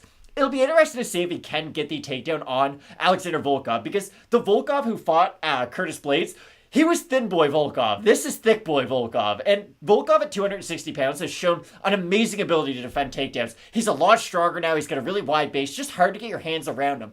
The thing about Volkov, though, is he's not great at getting up off of his back if you do take him down. He's got great takedown defense. He has a good first move off of his back when there's still a little bit of momentum while they're crashing down to the ground. But he can get held down. So I'll be really interested to see. If Tybura is able to get that first takedown, then he'll probably be able to get 3 takedowns in this fight and be able to win each round convincingly. But if Volkov can defend that first and second takedown attempt, he should be able to just tee off on Tybura at range. Over there in the comments section, we're getting conditioning. We'll win this one next. There's a promo up there for Zhang Weili, who's going to be taking on a really tough out in Rose Namajunas. A couple of ladies who have cut their hair and found success, I guess. We'll see what happens with Zhang Weili, who's now training out of Phoenix. Pretty interesting stuff there. So we'll see what she looks like coming into her next fight with Devison Figueiredo and Henry Cejudo, some main training partners. But listen, Santino DeFranco, he's had great game plans for fighters. Eddie Cha is a great striking coach. I'm really eager to see that fight. I have a question for you about Figueiredo training with Cejudo. Do you think Cejudo's getting ready to make a comeback? I think he just likes to be active. I've He's just a guy been whose thinking- whole life's been around training. No, you might be right. It's just, once I did see those two guys in the gym together, I just thought maybe Cejudo in his mind thinks, hey, I'm done cutting down to 125. If I train with Figueiredo, there's not really going to be the threat of us ever getting matched up with in the future. I just thought that was interesting. Want to get your opinion. Because I could see Cejudo coming back. I don't think he's one of these guys He's been calling for a Volkanovski fight. He's just been calling for fights since like the day he retires. I really do think we're going to see Cejudo back in the UFC octagon at some point. Might not be this year, but I do think we're going to see it sooner rather than later. Should be a good one, especially the 2 title fights that you have coming up next weekend. One for the strawweight championship, one for welterweight. Volkov taking on Tybura, and Phoenix saying Cejudo genuinely seems to want that Volkanovski fight. But the trouble is the way that he went out, does it merit a fight there? I don't know if it does. I think it would sell. It's probably one of Volkanovski's more sellable fights at 145. I think it's probably a winnable fight for him, too, because he's going to have a giant size advantage in that one. You think it's probably a winnable? I think Alexander Volkanovski does awful things to Henry Cejudo. I think we are going to get that fight at a certain point, just because Volkanovski will run out of challengers. I know featherweight's a really exciting division, but I could see them trying to build up superstar challengers for Volkanovski, and at a certain point, if they do get a bit of a lull in the action, then maybe they could just throw in Cejudo, but Burgos Billy Q on the pay-per-view. That's a really exciting fight. That pay-per-view card's phenomenal, too. I'm really excited for Frankie Edgar versus Marlon Vera, because with Marlon Vera, he's looked good against high levels of competition. He just hasn't been able to beat them so far. Like, the John Lineker fight was this big step up. He looked good, but not great. And then even the Jose Aldo fight. Like, I know Jose Aldo beat the brakes off him, but it's not like he looked awful in that fight against one of the greatest fighters of all time. So I'm still somewhat high on Marlon Vera. It'll be interesting to see if he can just defend those takedowns against Frankie Edgar as they show Alexander Volkov training with some pool noodles out in the back. You gotta love it. 33-9. He is one of the more experienced guys in this weight division now, and it's really interesting. The heavyweight division's having this weird resurgence where you've got a lot of young guys trying to stake their claim in the top 15, and with Volkov, he's not as old as a lot of the other older fighters in this division. When you think about guys, I guess Overeem's gone now, but still, the Overeems and whatnot. It'll be interesting to see if Volkov ever does get aged out of this division. Because when you look at guys like Augusto Sakai or just some of these younger guys in the division, Chris Daukaus, Tom Aspinall, of course, the usual suspects, at a certain point, they are going to age a lot of these top contenders out of the division. Marcin Tybura is getting ready. 10 first-round finishes. That's a surprising statistic to know about Marcin Tybura. If that was a Jeopardy question, hey, which 8th-ranked heavyweight champion has 10 first-round finishes? You give me a million guesses, I would not guess Marcin Tybura. The only MMA fighter that they show on those shows is the fact that Jorge Masvidal is not a known commodity by some game show players. Which is all, you'd think, I guess not. He's not like top-tier UFC star. He's slightly beneath, goodness. Israel Adesanya, getting him ready for his next fight. Are they announcing Whitaker? Him too? I would assume they will because, that's got to be the fight to make. I think this is the year in review thing for Fight Pass. Or there's that too. Yep, it's the year. Yeah, Year of the Fighter, Israel Adesanya, John Hansen, thanks to your guys' help. I have a 7 of 11 of my parlay picks so far. Bless you both. Listen, we've had a couple of people hit some parlays, head into the super chat, making moves, starting grooves, and keeping Fight Night picks on their feet. Rob G, Tommy Fury versus Jake Paul. What do you guys think of this? I think Tommy Fury's probably going to win.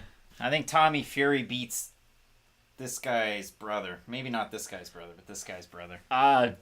John Fury has only trained Tommy Fury for like a really long time, and John Fury knows a lot about boxing. He's probably forgot more about boxing than I'll ever know, and I trust that more than like Jake Paul's wild lifestyle and like maybe training. Now, Jake Paul, to his credit, is a way better boxer than I ever thought he was going to be. And this is the thing you have to remember with Jake Paul. When people get famous, you're never going to get a real solid opinion on them just because they are so polarizing. But at the end of the day, like, even if Craig decided, hey, I'm just going to box for 3 hours every single day, after 2 years, I would hope he would make a little bit of progress. That's the thing with Jake Paul. If you show up every day and try, you are going to get better. And it feels like people won't even give him that level of credit, which is really odd. Like, if you want to do something, go out and do it. He's doing a great job. Now, Matt, our next fight's at heavyweight. Both of these guys have main evented before. For Tybura, it was against Verdum. For Volkov, it was against Verdum. It was against Greg Hardy. He's main evented against Cyril Gahn. He's main evented time and time and time again. And for 5 rounds, he's usually quite consistent. That's one thing that you do like to see. From Tybura, does he wait? Does he go quickly? In a 3-round fight, you have to think it really does favor Marcin Tybura in a lot of different exchanges and a lot of different aspects of his game versus a 5-round fight. Marcin Tybura's got a filthy head kick. I just got reminded of that right now. And I know he's got the knockout win over, I believe it was Luis Enrique at heavyweight where he got him with the head kick. But if you go back and think of the 5th round against Fabricio Verdum, Verdum's absolutely destroying. There's the head kick. Beautiful shot. Verdum is destroying Tybura, completely out-grappling him, having his way with him. But Tybura does land that head kick in the 5th round that at least sort of stuns Verdum. Now, it doesn't drop him or anything, but it's a technique that landed. If you're a heavyweight who can throw head kicks in the 5th round of a fight, you have good cardio. It's like my whole Paulo Costa thing. If you can fight with a crazy output for 3 rounds, then you're probably going to be good for or you're probably going to have okay cardio for 5 rounds if you pace yourself a little bit. With Volkov, yes, I would heavily favor him in a 5-round atmosphere, but I do think his volume is somewhat sustained even throughout a 3-round fight, so I don't think he's going to have trouble like we've seen with some guys in the past. Yeah, it's going to be a very interesting one with Volkov. A lot of the highlights where he's got the stingray on his back. Hopefully for him, there's going to be a lot more highlights with this giant Ben Affleck-style back piece that he has. Obviously, it's a lot better than that. It's on the level of Sean Brady, even though I think Brady's got him beat. But Matt, when I look at this fight, so many different things, so many different moving pieces, and if you look at the odds for this one, I'm just going to have a quick look. Volkov somewhere around a -300 favorite. Tybura around a +245, +250. I get some updated odds. They're still about there. So, listen, it's heavily skewed towards Volkov. Can Tybura get the early takedowns? Can he close the distance? And can he not let Volkov establish his distance? That's the big key to this one. It really is. I don't think he's going to be able to, though. The problem with Tybura is he doesn't set up his wrestling great with his striking. He's a fighter who can do it, and he relies on it a lot in his game. But I don't really put him as that, like, Hall of Fame badge, as we started saying now.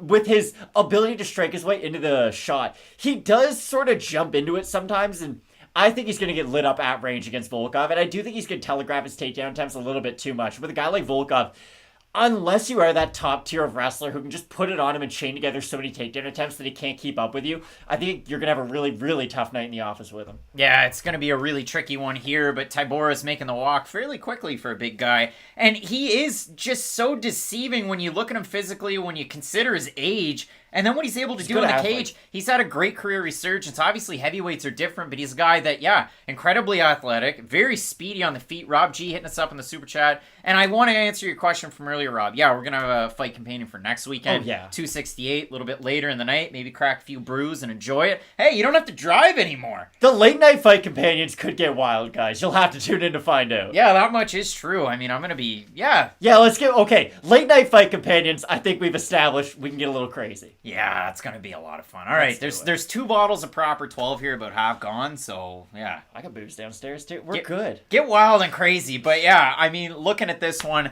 Tybura coming in here, tied for the second longest win streak at heavyweight. Very good one.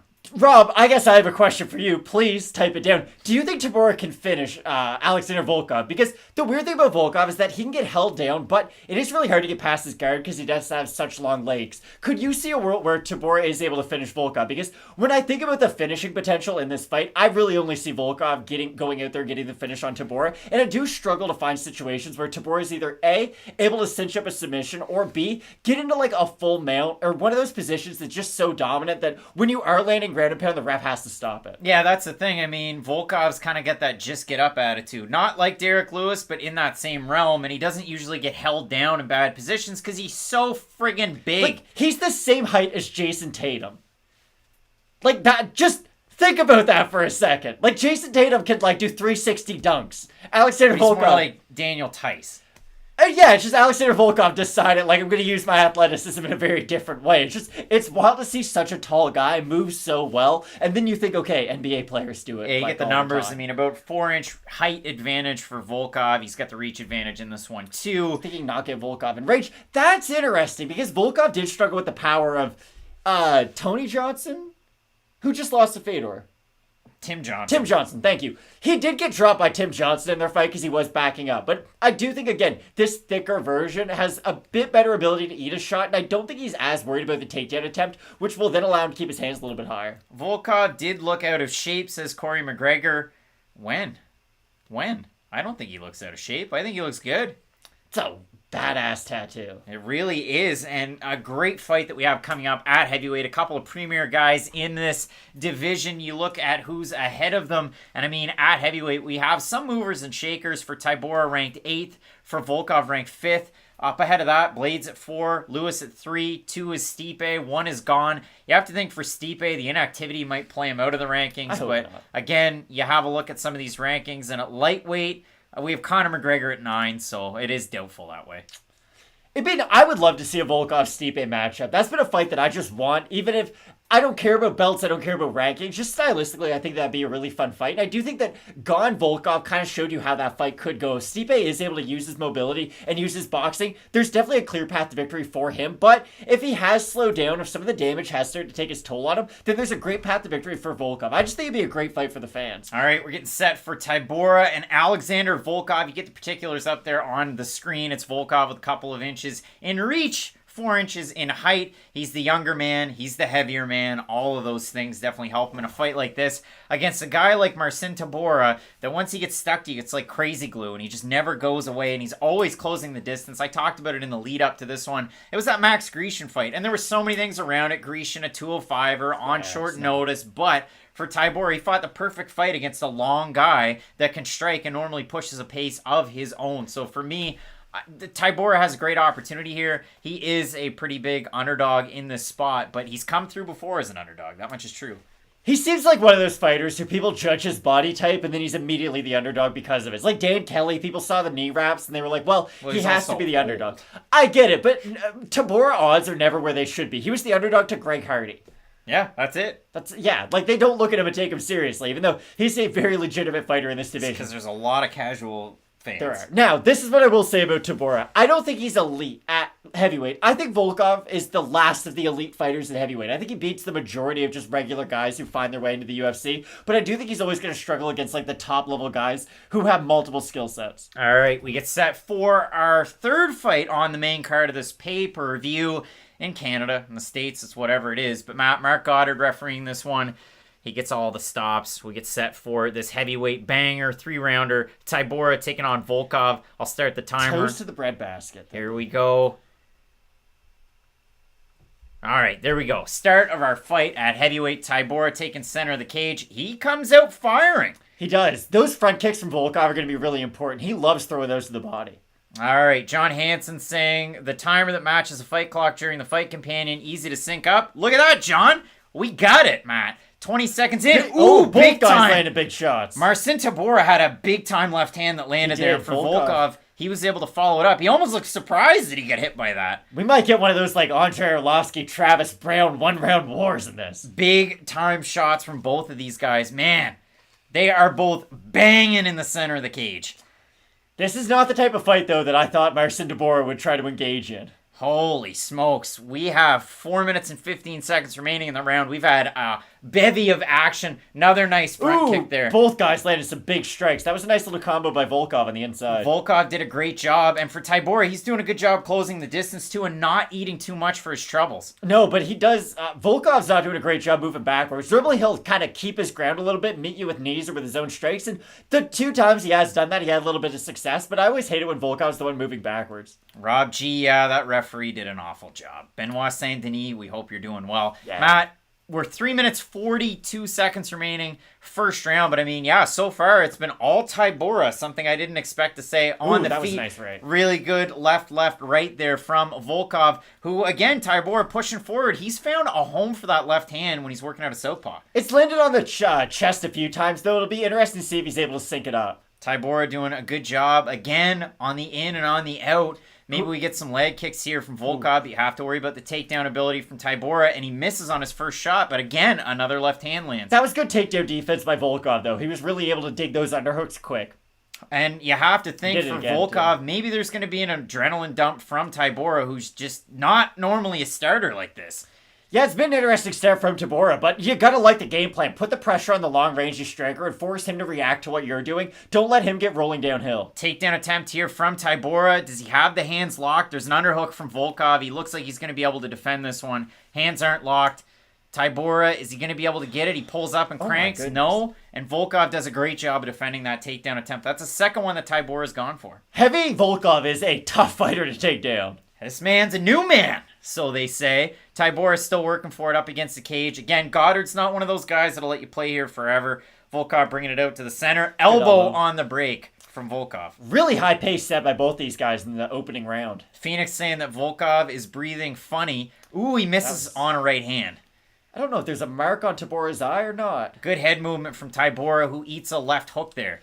That's when Volkov's at his best, when he's just sort of pitter-pattering. When he's not really dedicating himself to those big power shots is when he's at his best. When he's just throwing 1, 2, 3, 4, 5-shot combos, that's when Volkov is a handful to deal with. Volkov's definitely leery of that takedown because as soon as Tybura went to clinch it up, Volkov went for the underhooks and Tybura disengaged, but minute 50 remaining in this first round. It's been close so far. It definitely has been. Tybura's doing a great job for being such a big underdog. 100%, 142 left here. Goes for another takedown as Tybura. Volkov's on top. I don't know if he hurt him with a strike on the inside Or or if what there's a happened clash there. of heads right there. Tybura's in a bad way, though, on the mat. It's definitely his favorite place to play, but not off his back like this. Forearm choke from Volkov. He's just looking to do something. He's no Alexander Romanov in this position, but it's very interesting to see Volkov here from a half guard with Tybura back completely flat on the mat, holding on. If you're Volkov, though, you're going to keep this position because this is just time that you are winning in the fight. So if I'm Volkov, posture up, try to rain down. Get as much offensive techniques as you can off right now because you're probably not going to get this top position again in this fight. And Mark Goddard, the type of guy to stand up a position like this, if you're not advancing, if you're not landing shots, Tybura just holding on for dear life. What I will say, though, is Mark Goddard doesn't often reward fighters for just doing a lockdown. He likes it when guys try to work their way out of the position. So, although I do agree with you, he is somewhat fast to get guys up. I don't think he will reward Tybura for just holding on for dear life. Tybura continues to hold on. 40 seconds remaining in our first round between these heavyweights. Volkov looking to pass here. This is draining for Tybura, though. Yeah, this is definitely not a good position. And a forearm, big elbow there from Volkov. A forearm choke like that, although you rarely ever see them do anything, that can't be fun. You know it's not fun. Just him struggling off his back, though. Like, this is a lot of work for Tybura trying to get back up to his feet, whereas Volkov's just using his weight to kind of lay on him and force him to work. 15 seconds remaining in the round, and we had a close one on the feet, honest to goodness, before it hit the mat. I had Tybura winning. I was going to say, it was about 50-50 up until this point, but Volkov has had about 90 seconds of significant control. I know he hasn't gotten a lot done in this position, but still, I think this probably won him the round. End of the round there. We'll bring it up and look at our second view. We'll get some of the stats here. Total strikes favoring Volkov, a lot of them on the ground, and I'd be eager to see how well he was able to do in terms of the stand-up. But yeah, I had it as a very, very close round when it was standing. I mean, you get the percentages there from both guys, strikes by position, but for me, yeah, I mean, I've got Volkov 10-9 in that first round. Yeah, I agree. Tybura had a lot of success, though, and there's definitely a game plan in place, too. Pressure the long-range striker, force him to be uncomfortable, make him react to your takedown attempts. It'd be really interesting to see if Tybura can keep this up for 3 rounds, because he wasn't able to do this against Derek Lewis and got TKO in the third. Let us know over there in the comments section. I mean, Dark Mace is saying 10-9 Volkov with a question mark. It's a little bit of gamesmanship, and I hate gamesmanship, but I do like this. You know, the fighter that's standing in the corner versus the guy that's down on his stool. No, it has nothing to do with the judges. Oh. It has a lot to do with just the overall look of the fight. But it's going to be interesting. Corey McGregor is saying 10-9 Volkov, and Phoenix saying, I bet most of the blood came from Saint Denis that's in that cage. Oh, God. John Anik doing a pretty good job of his French accent in that one. John Anik. Getting set for our second round at heavyweight between a couple of guys that have really fought a very high-level competition throughout their UFC tenures. I mean, for Volkov... Ooh, that's a nice combo. Big-time 1-2 lands for Volkov. A guy who made it to the top of the heap at M1, had so much success over with Bellator, and in the UFC just hasn't been able to make it right up to the tippy top, but... He's letting his hands go a lot more, though, in the second round. Opened this up with a really nice 3-punch combo, and now he's throwing that body kick a lot more. Tybura trying to figure things out, switching stances from southpaw over to orthodox, looking for an overhand right of his own that doesn't tend to land, and now Volkov's starting to flow out of the way. That left hand that was there for Tybura, he reached on the last one that he threw. Almost got countered by a big right hand from Volkov. And Tybura's doing a good job getting in on the hips of Volkov, but Volkov's so good at digging those underhooks. Yeah, he's so well schooled. You can tell the training's there from Volkov that as soon as Tybura goes for it, he's there with those underhooks. Big combo lands from Tybura. Ooh, big knee, though, up the middle by Volkov. Both guys landed big shots when they do land. Volkov over in southpaw. Now he switches to orthodox as Tybura backs him up. If Tybura lands one of those looping shots, though, when Volkov's moving backwards, he will put him down. Big-time uppercuts from Tybura and a nice right hand that lands. Goodness. Marcin Tybura, who knew? Just keeps on getting better with age. Yeah, he's having a lot of success in this fight. And that first round, another combo lands there for Volkov, who is really doing a good job when he peppers that jab out there. Again, that's the key with Volkov. He's one of the few heavyweights that I don't recommend. Like, hey, don't try to knock your opponent out. Just let the techniques flow and you'll have success. Duncan is saying something about B. Shabs. A great guy, never met him. What? Oh, you don't like the Calabasas Fight Club or Fight Companion? Wow, what a surprise. BGL. Matt, big time fight going on right now. Because for Tybura, again, he hasn't found success in the things that he's good at.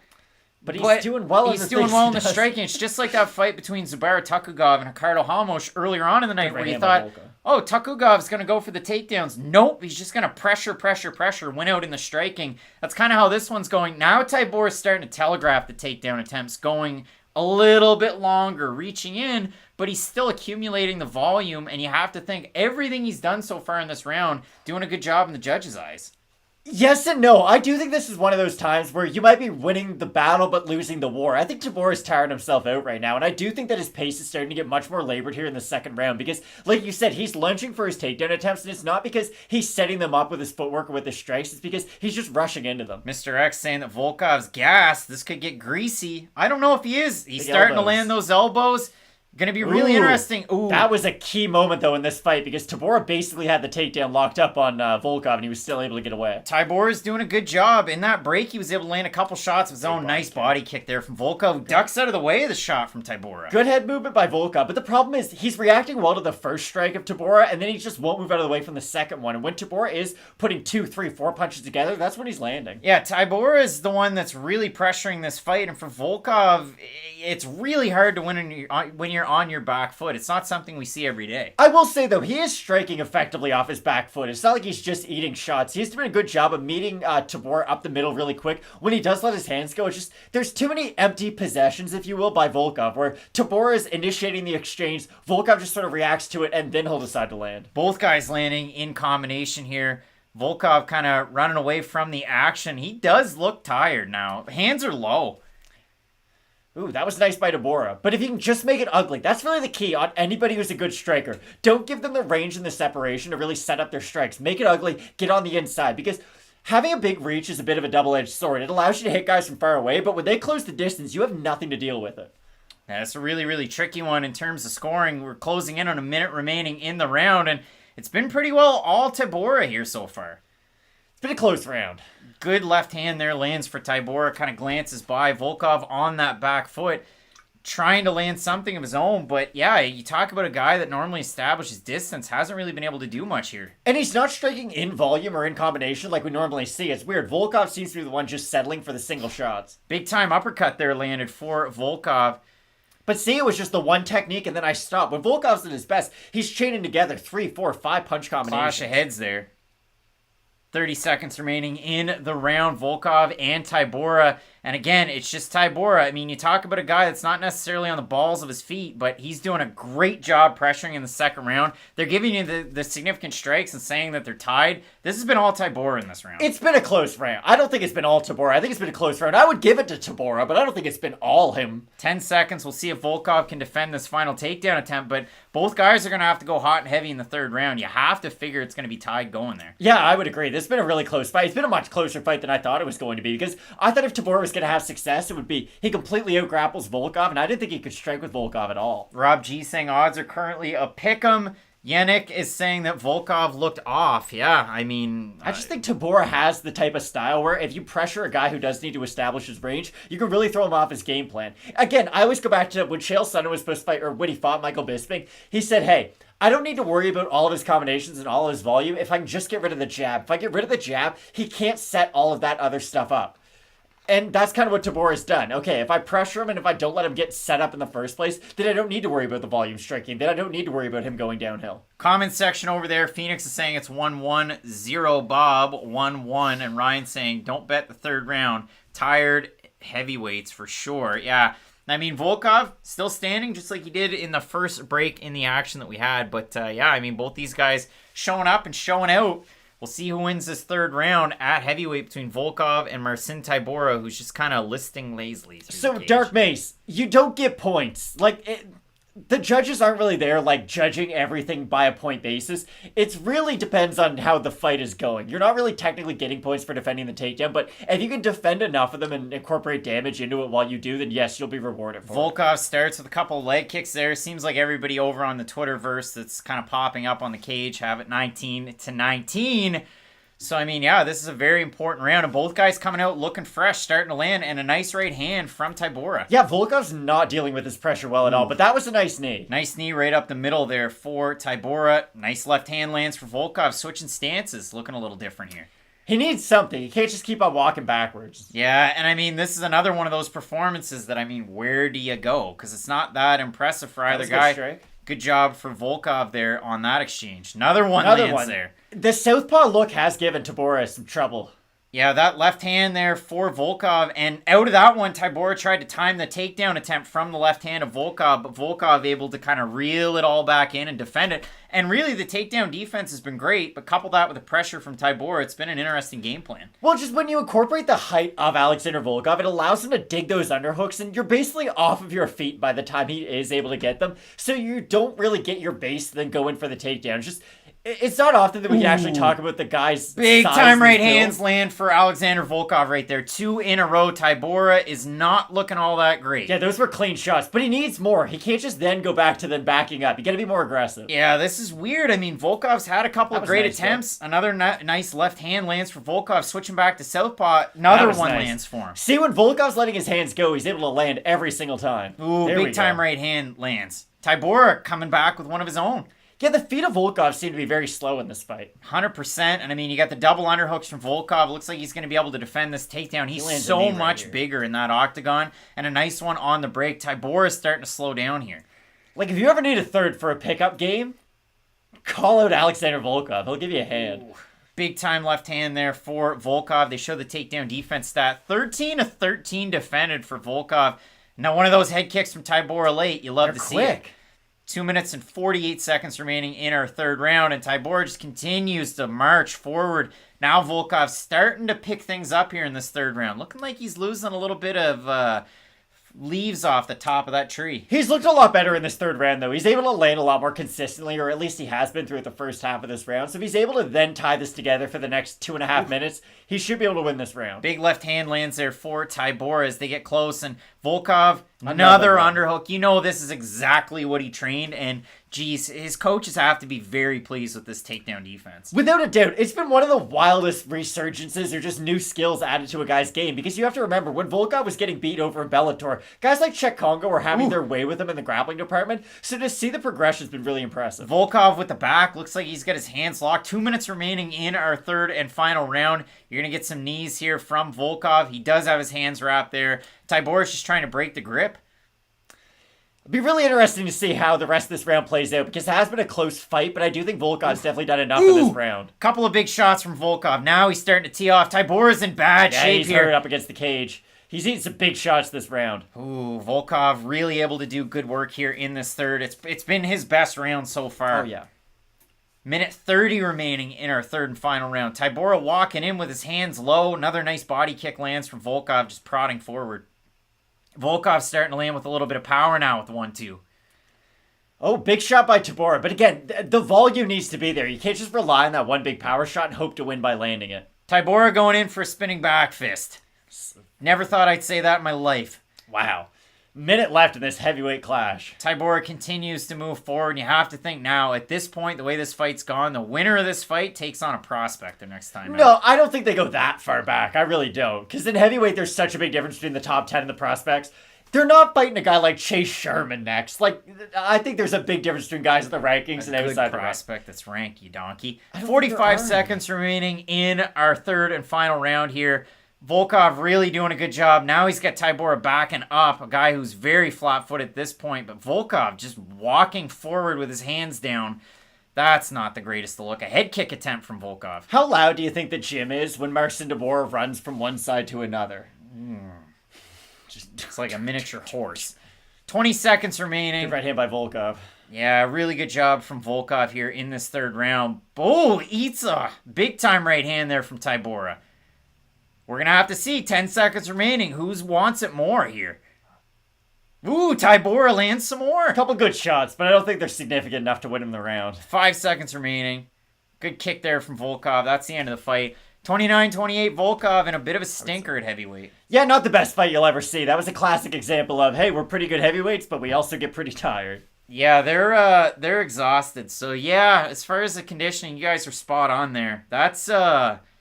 That's not great. Maybe it was the heat. Who knows? But or maybe both these guys are really good too. Like, let's not always just pick the negative. Marcin Tybura was on a 5-fight win streak and he grinds out a lot of guys. And Alexander Volkov needs range to really set up a lot of his strikes. So maybe this just stylistically they didn't match up well with each other. We'll see the final numbers in this one. But yeah, I mean, you have a total strike number far and away ahead for Volkov, who was able to get the first round. He was able to get the third round, and the UFC decides that on the broadcast they're going to pump 2 shows that I've never seen before in Canada. I've seen the DC one. It's all right. I try not to watch a lot of other people's MMA content, if I'm being honest, though, just so it doesn't really cloud my opinion of the fights. So I normally just try to keep it pretty straight and narrow, and then during fight week, I'll just watch some interviews. There's my insight of how I pick fights, guys. Yeah, I don't look at the odds when I do it, so that's got to be one that, yeah, some people get really, really riled up about it. But we've got a big-time fight coming up in our next one. Islam Makhachev taking on Dan Hooker. We'll get our decision in this one, Matt, between Alexander Volkov and Marcin Tybura. It hasn't been a quick decision. It could be a split, but I do think Volkov did enough. I thought he won round 1, although it was close. I thought Tybura won round 2, if you want to give it to him, and then I thought Volkov easily won round 3. So. All right, we'll get our final judge's decision here with Joe Martinez over in Abu Dhabi. Both guys looking to keep things rolling at heavyweight 265. Third round was probably the most decisive of those fights, Matt, or of those rounds. Oh, yeah, without a doubt. 1 and 2 were pretty close, but Volkov definitely pulled away in that third. 100%. We going? Not yet. Alexander Volkov, your winner by decision. 30-27, 37-27, 29-28. I'm a little bit surprised by the 2 30-27s. I mean, yeah, second round was close, but I thought Tybura got it. Regardless, Volkov, your winner. So when we're focusing in on this division, yeah, Volkov, the hair is just going. When you look at this division, again, we talked about it, but there's a lot of big-time movers and shakers. I mean, Stipe and Lewis.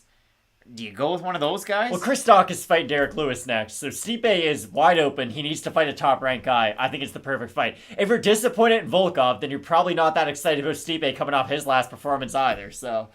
That's it. Like, it really is tough, and I mean, you look at the rest of the ranked guys, there's a lot of matchups that are booked. I mean, Abdurakimov's not going to get a fight against Volkov. Rosenstrike's probably not going to get it.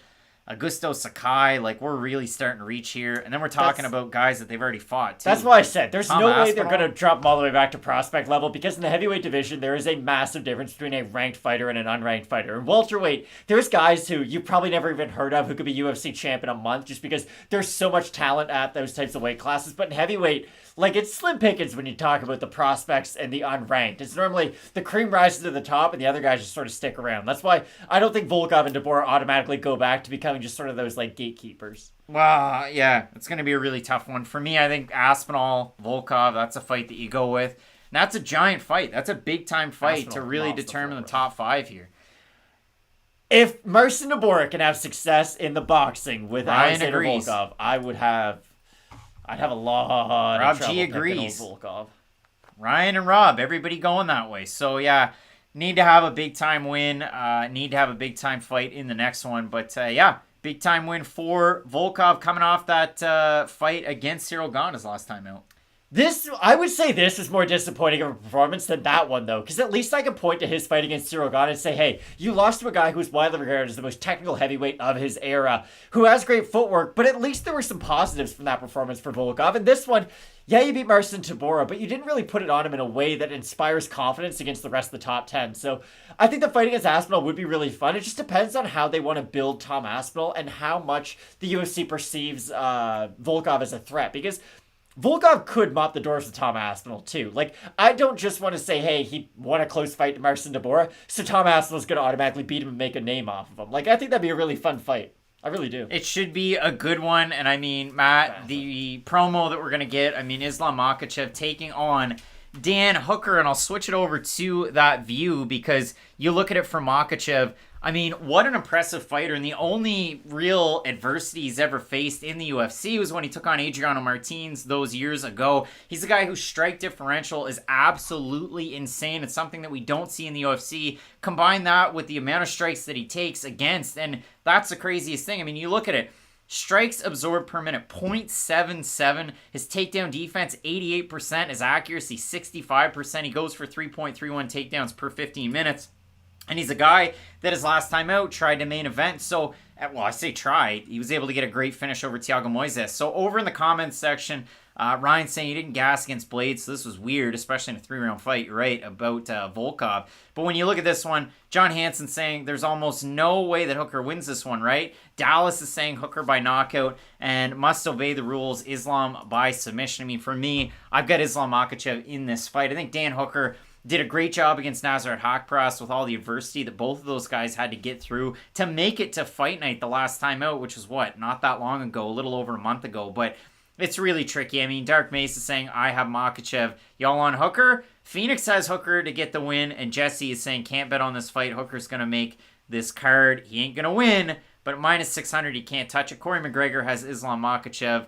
Yeah, it really is a tough one. I mean, for Dan Hooker, he has so many marquee wins, so many good finish wins, and his last time out, big-time decision there against a great fighter, Nasrat Haqparast, in terms of his striking. But to me, I was surprised that Dan Hooker was so technically proficient with his grappling his last time out. Something I didn't expect to see. Exactly. He added a big new wrinkle to his game. We always knew the defensive submission capability was there from Dan Hooker. He's been able to show that off a bunch in the past. I was thinking the guillotine of Mark Casey. Of course, that's what they're showing right now. But with Dan Hooker's improvement in his wrestling, it'll be interesting to see if he can scramble with Makhachev, because I don't really think he can. And I think with Dan Hooker, it matters a lot more about his wrestling defense than it is his wrestling offense. Because even if he's able to take down a guy like Nasrat Haqparast, who himself is a very talented wrestler, there are levels to this game. And there's few guys in the division who are on the level of pure wrestling that Islam Makhachev is. And the thing about Islam is he doesn't really fight MMA fights. He wrestles. And a lot of people are going to hear that and think, oh, he must be boring. Not necessarily, but he knows what he's good at and he sticks to it. And you must have, like, I really appreciate that. I like it when a specialist knows what they specialize in and just keep on doing it. Like, when Damian Maia had that weird, I'm going to be a striker now phase and ended up losing a bunch of fights, that's not great for a guy to have when he's such a talented grappler. With Islam, I don't really worry about that, especially as of late. He's shown the ability to just go out there, strike for striking's sake, and then immediately take it down to the mat. The conversation about the Glover Teixeira fight, who's taken on Jan Blachowicz. At one point today, Glover was a plus 238. He's plus 225. Yeah, all that means is people are putting money on Glover Teixeira, who, yeah, that's just about all you can really say in that one. Pablo saying, what's up, boys? Ready to see Glover holding that belt with the Brazilian flag. Yeah, Glover's got his last chance, as is said over there by Phoenix, a guy who, listen, he did it at UFC 172, didn't have a lot of success in that fight, but now he's past 40, and maybe you could say in terms of age, that's normally about 10 years past your physical peak prime, but he's a guy that just doesn't give up, and he's got a great opportunity coming up tonight. But for Dan Hooker, this is a guy who, again, they show the Gilbert Burns fight. He has a lot of marquee wins, and you look at the losses recently, Michael Chandler and Dustin Poirier, those guys are pretty good. And they're very different fighters than Islam Makhachev. Like, if Islam ever fought Dustin Poirier, if he stood on the feet with him for 5 seconds, Poirier would knock him unconscious. But the good news is He'd probably wrestle him and beat him. he would probably wrestle him immediately, and then that'd be a very, very fun fight. So with Islam, it is really interesting because everybody talks about him like he is that top 5 talent already. He just hasn't been able to prove it. But this is his opportunity to prove it. We don't know until tonight. The fight that I'd love to see, so I can get it out of the way now, Islam Makhachev and Beneil Dariush. I think that's a great fight. The problem with Beneil, and there's not a bigger Beneil believer out there than your boy. I've been a big believer in his for a very long time, since UFC 199. I can honestly say that when he knocked out James Vick. I think he struggles with most guys in the top 5 of this division. I really do. I think he got Tony Ferguson at a great time in his career, and that's why he's ranked, what, number 2, number 3? Yeah, that's the only reason I think he's in the top 5. They've got fan heads like they have at NBA games for Islam Makhachev. This is a hometown crowd, if you want to call it that. He's definitely going to have a ton of support here. But listen, you talk about it in North America and over in Oceania. I mean, Dan Hooker has a ton of support as well. I think this is such a good fight stylistically because we talk about it in a lot of fights. We said this a lot lately, where one guy is such a dominant wrestler, but the other guy has so many good long-range weapons and weapons right up the middle that, just like the Lerone Murphy fight, second round, Makwan Amirkhani goes for the takedown, boom, there's the knee, and he gets the finish. Not often that we see stuff like that. You always think about it, but those finishes like that always overshadow the fact that usually the dominant wrestler wins out and makes it boring. Exactly. It's just that highlight isn't great to put on Twitter and show at every single event, but Jorge Masvidal throwing a flying knee on Ben Askren is a very easily digestible highlight package. So if Dan Hooker wins this fight, it's going to be by one of the craziest knockouts we've seen in recent memory. Like, it will be that crazy flying knee. It will be some wild submission off his back. It's just, I don't think he can do any of that against a guy like Islam. The over 2.5 rounds, what do you guys think? I don't think anymore. The question mark kicks parlay hit. It's 2 weeks in a row. And our picks have been great so far. The only one I switched ended up working out, and I think throughout the rest of the card, we've both done a really good job. Yeah, it's been really good so far. So listen, you hate to rest on your laurels, but I'll let somebody else answer that one. Darren is saying, love seeing the Eagle.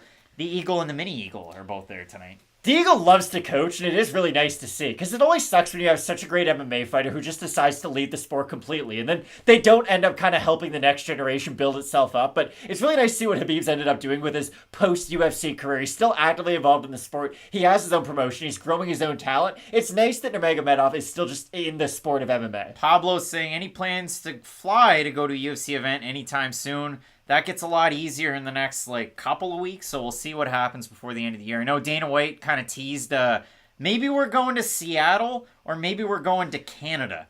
Those are two very distinct and different things. So Canada would be a lot cooler, Dana, if you're watching. Yeah, if the Canada card happens, if they can make it to Toronto for early next year. Oh my goodness. Maybe we'll make that happen. But yeah, big time fight coming up. Adnan is saying, has this match started?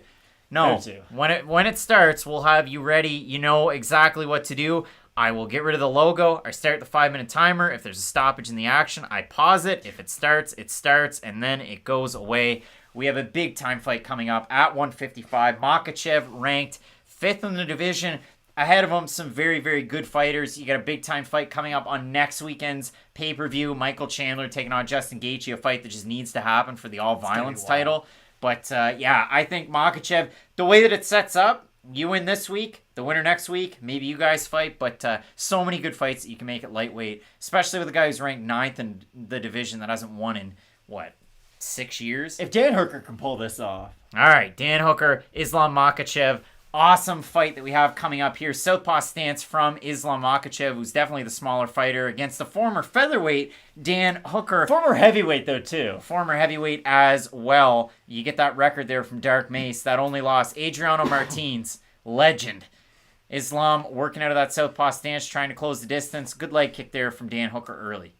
And it's just a matter of time. When is Islam going to shoot that first takedown attempt? Yeah, it really, really is in a fight like this. You have such a dominant wrestler and grappler, a guy who, listen, he could hold his own against the best of the world, and he has.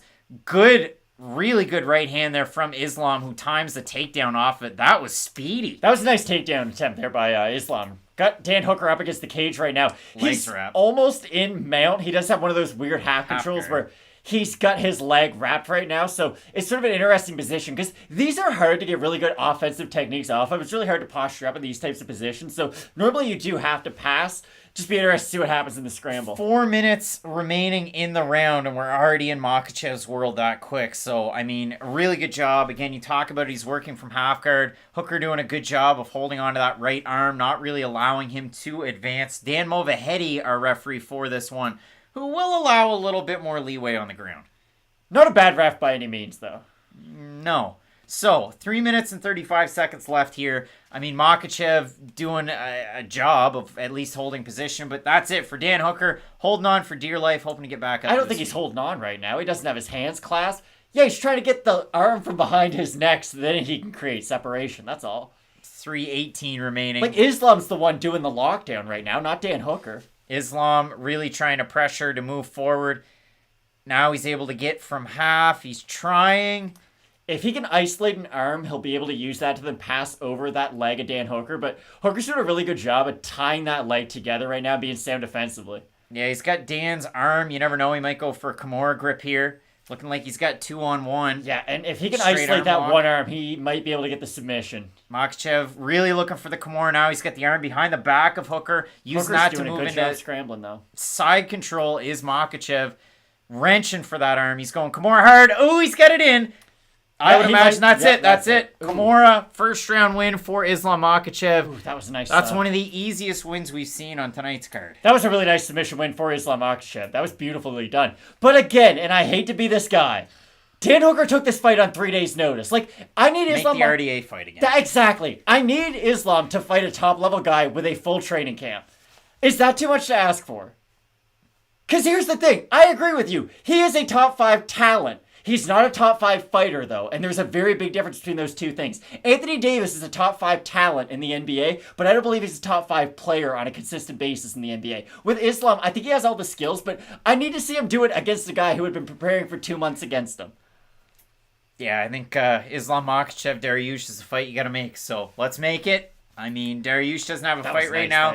We'll see what Makhachev says, but I mean, as far as RDA, then you're starting to jump quite a bit lower in the rankings. Exactly, and that's the thing with Makhachev. He has proven enough to say, like, hey, I at least deserve a top 10 guy next. Not much is true, Matt. That was a big one there for Islam Makhachev. Oh, is that his kid? Oh, wait, no. No, Hasbullah is now in the cage. He's getting all the airtime, and a man picks him up like a child. He'll punch you in the head if you're not paying attention. Yeah, that little guy is a problem. He's a menace. He is a problem. Now he's riding on the shoulders. Did he win the fight or did Islam? I mean, listen, he won the week. Oh my goodness. Matt decided to really get crazy. But yeah, I mean, a big time win for Islam Makhachev. And again, like a lot of fights that have been on this card, not a giant surprise. And for Dan Hooker, I'm assuming he goes back to the States again because it's probably a lot easier.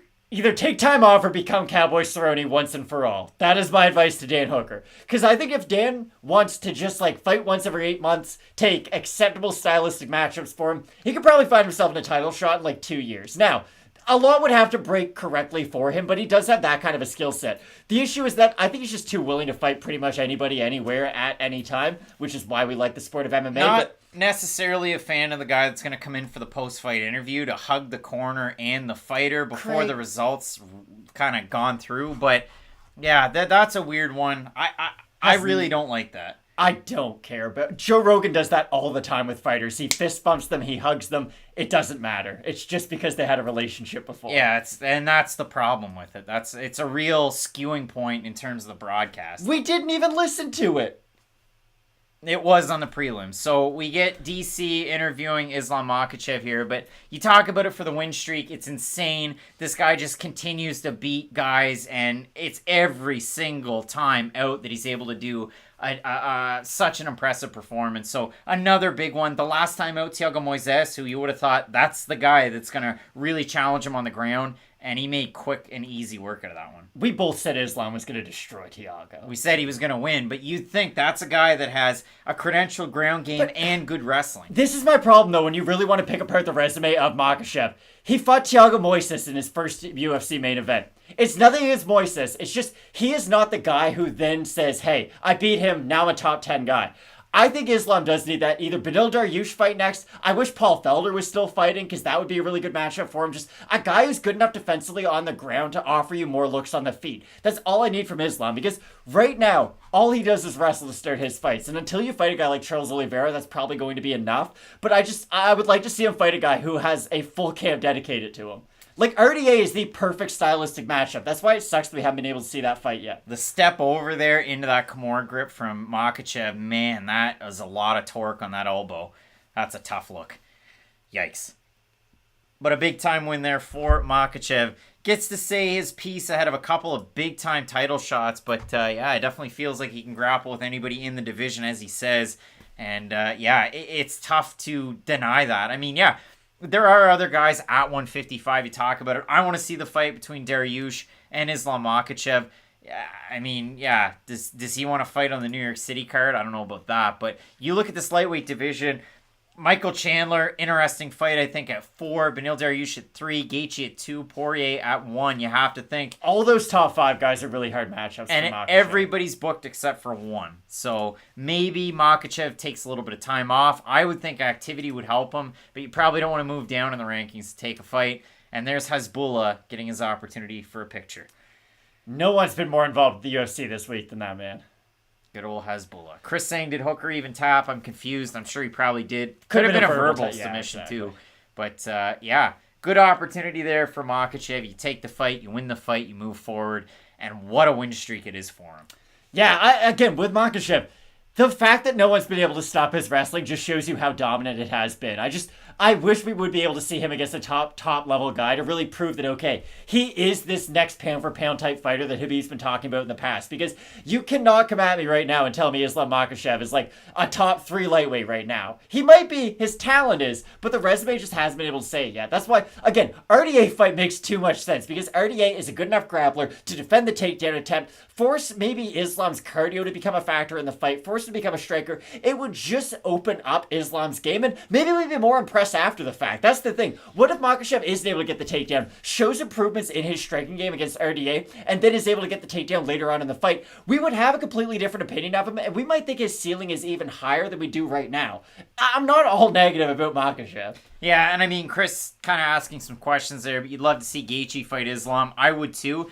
It just depends on who wins that fight next weekend, what Beneil Dariush is saying, because we've seen him cornering fighters a lot lately. From King's MMA, of course, you had that big fight from King's Jocelyn Edwards, Jessica Rose Clark on a main card. But yeah, I am really eager to see how it all shakes out. But in our next fight, at 135, a couple of guys coming off of losses, Matt, and now they get the opportunity to fight for a belt. For Corey Sandhagen, I thought that he beat TJ Dillashaw. So for Piotr Jan, I thought that he was going to beat Aljamain Sterling, but it just didn't happen. So ultimately it was Sterling out with TJ Dillashaw out for a while due to injury. Now all of a sudden we get this opportunity where Piotr Jan gets an opportunity to get a belt back around his waist. Corey Sandhagen gets to forget about his loss to Aljamain Sterling that he had. Gets to forget about his loss that he had against Corey Sandhagen and gets a giant opportunity against one of the best in the world in Piotr Jan. So a giant fight that we have coming up here tonight between these two guys. And Matt, I really do stylistically think this is such an awesome fight. So my first question, I guess, is do you think Sterling will come back, or do you think the winner of this will just eventually have their title upgraded to undisputed champ? No, I think with Aljamain Sterling, where, like, is it really a surgery? Because we see him in the gym so much. A doctor doesn't not clear you because it isn't surgery. That's the weird thing. Like, well, no. If a doctor doesn't clear you, you can't fight. Then you can't train either. Yes, you can. A doctor can't tell you can't train. They can medically not give you a license to compete, though. Well, it all depends on how long he is going to be away. But again, you see him in every single picture at the PI. So I would suspect that the winner of this fight will then fight for the real belt. And for Dillashaw, he's just going to have to wait around kind of in the shadows. And that's what I'm getting to. It sucks for TJ Dillashaw right now that he did get hurt in that Corey Sandhagen fight, because you would have to think he was next in line, but then you have to think, oh wait, there's a guy with a gold belt who is guaranteed to fight the winner of this no matter what. So it is weird to see what they're going to do with TJ. Like, they give him a Tony Ferguson, like, see you later, guys, the winner of this fight. Somebody else gets it. Yeah, they could do that. It's just, I think this fight's going to be phenomenal. I know we pumped the tires on this so much. We've been really hammering this home, but I think this could be fight of the year. I don't think Petr Yan can have a boring fight just because of the style he brings into the cage, and the same thing has to be said for Sandhagen. Like, I don't know how this fight can't deliver, and I know in the back of our minds in every great fight, there's always that, oh, could it be bad? I don't think either one of these guys are going to come into this fight and be overly hesitant, and that's why I think it'll be so good. It is definitely a very, very tricky fight, and you talk about it stylistically. Both guys have advantages in all of the in-betweens. It's just how they get there is so different, too. Exactly. Petr Yan really likes to download, wait, allow his opponent to really open up before he goes for his big overhands and his big knockout punches. The thing about Sandhagen, though, is he is so unorthodox, it might take Yan a really long time to finally get his raid down, because if Corey Sandhagen doesn't even know what he's doing next, it's going to be hard for Petr Yan to get a similar read on it. So I'll be really interested to see how the first few rounds of this fight go, because if Sandhagen, let's say, he's able to land a lot of leg kicks like Jose Aldo was, he's able to land a lot on the outside, and Jan's having a hard time closing that distance, then this could be a very interesting fight. But on the flip side, let's say Jan's very sound defensively early on and not a lot of those shots are getting through. That's when we'll probably see around midway through the second round, third round, Jan really start to open up with his own offense. Well, the votes for this one on Instagram at Fight Night Picks, 68% going with Jan to 32% from Sandhagen. And I think as this fight goes on, it favors Jan heavily as it continues, because for Sandhagen, he can do so many things early, the first round, even the first half of the second round. And we talk about a guy that has slowed down third round, but then in his last fight against Dillashaw, he picks it up in the fifth round. So he really is a wonky guy, not just with his pace, but with his strikes and with his ground game. And that's what I really like out of this one. For Petr Yan, if he walks you down, you're going to lose. You're just going to lose. Jimmy Rivera, yeah, see you later, bud. Any of his Jose Aldo, you're a good striker. You're good in all the in-betweens. See you later, pal. So it's just crazy to see that Petr Yan is almost like an evolved version of all the guys that he's left in the past, and the silliest fight that he's ever had. You know it and I know it. Uriah Faber. That was what were we doing there? For Sandhagen, again, I love what he did in his last fight. I thought he fought such a smart one. And I talked about it in the past. I talked about it in that one too. The training partners of Raufeon Stotts and Sergio Pettis. You throw all those three guys together into a fighter, you get the best fighter that's ever been invented. Just imagine how good that sparring is, though, between those three guys, just constantly drilling techniques. Because they all bring their own little wrinkle to the equation, so you just couldn't find three guys who are around the same weight, who all fight in their own unique way, all to train together better. Like, they really are three of the best guys. Yeah, it makes it so much fun. For Corey Sandhagen, a guy that tucks his shirt into his shorts in the back. Bit of a lame move, if we're being honest. That's weird. Yeah, so, and a lot of people, when we focus on this one, Petr Yan, I think it's the mystique around him. That's why he draws a lot of people in. For Corey Sandhagen, some people might not like how vanilla his answers are, but overall, he really does his talking when he's in the cage. I know like 9 people who I think all probably act a little bit like Corey Sandhagen. They all just like stay indoors a lot. They like just regular pound cake. Yeah, like they don't get too wild. They're just on the straight and narrow. When you check in with them, nothing wild's happening. Tabasco's too much. Yeah, or like that's the go-to and they never stray away from it. That's the way to go. But Petr Yan and Sandhagen, the way that we get to this path, again, one guy has 2 losses in his 5 on in. One guy only has the 1. Again, it's a technicality of a disqualification. But you learn from the rules. They tell you in the back, don't do it. But the wins for Petr Yan, his last win a year and 3 months ago over Jose Aldo. Before that, a knockout of Uriah Faber. Before that, a decision against Jimmy Rivera. The only qualms I have, 2 years and 8 months ago, he took on John Dodson, and Dodson had some success with his fast hands. And then if you go back for Sandhagen, a knockout win over Edgar, a knockout win over Moraes, a decision win over Sunsao. A little bit of adversity in that one, though, right? Oh, yeah. So we look at this one.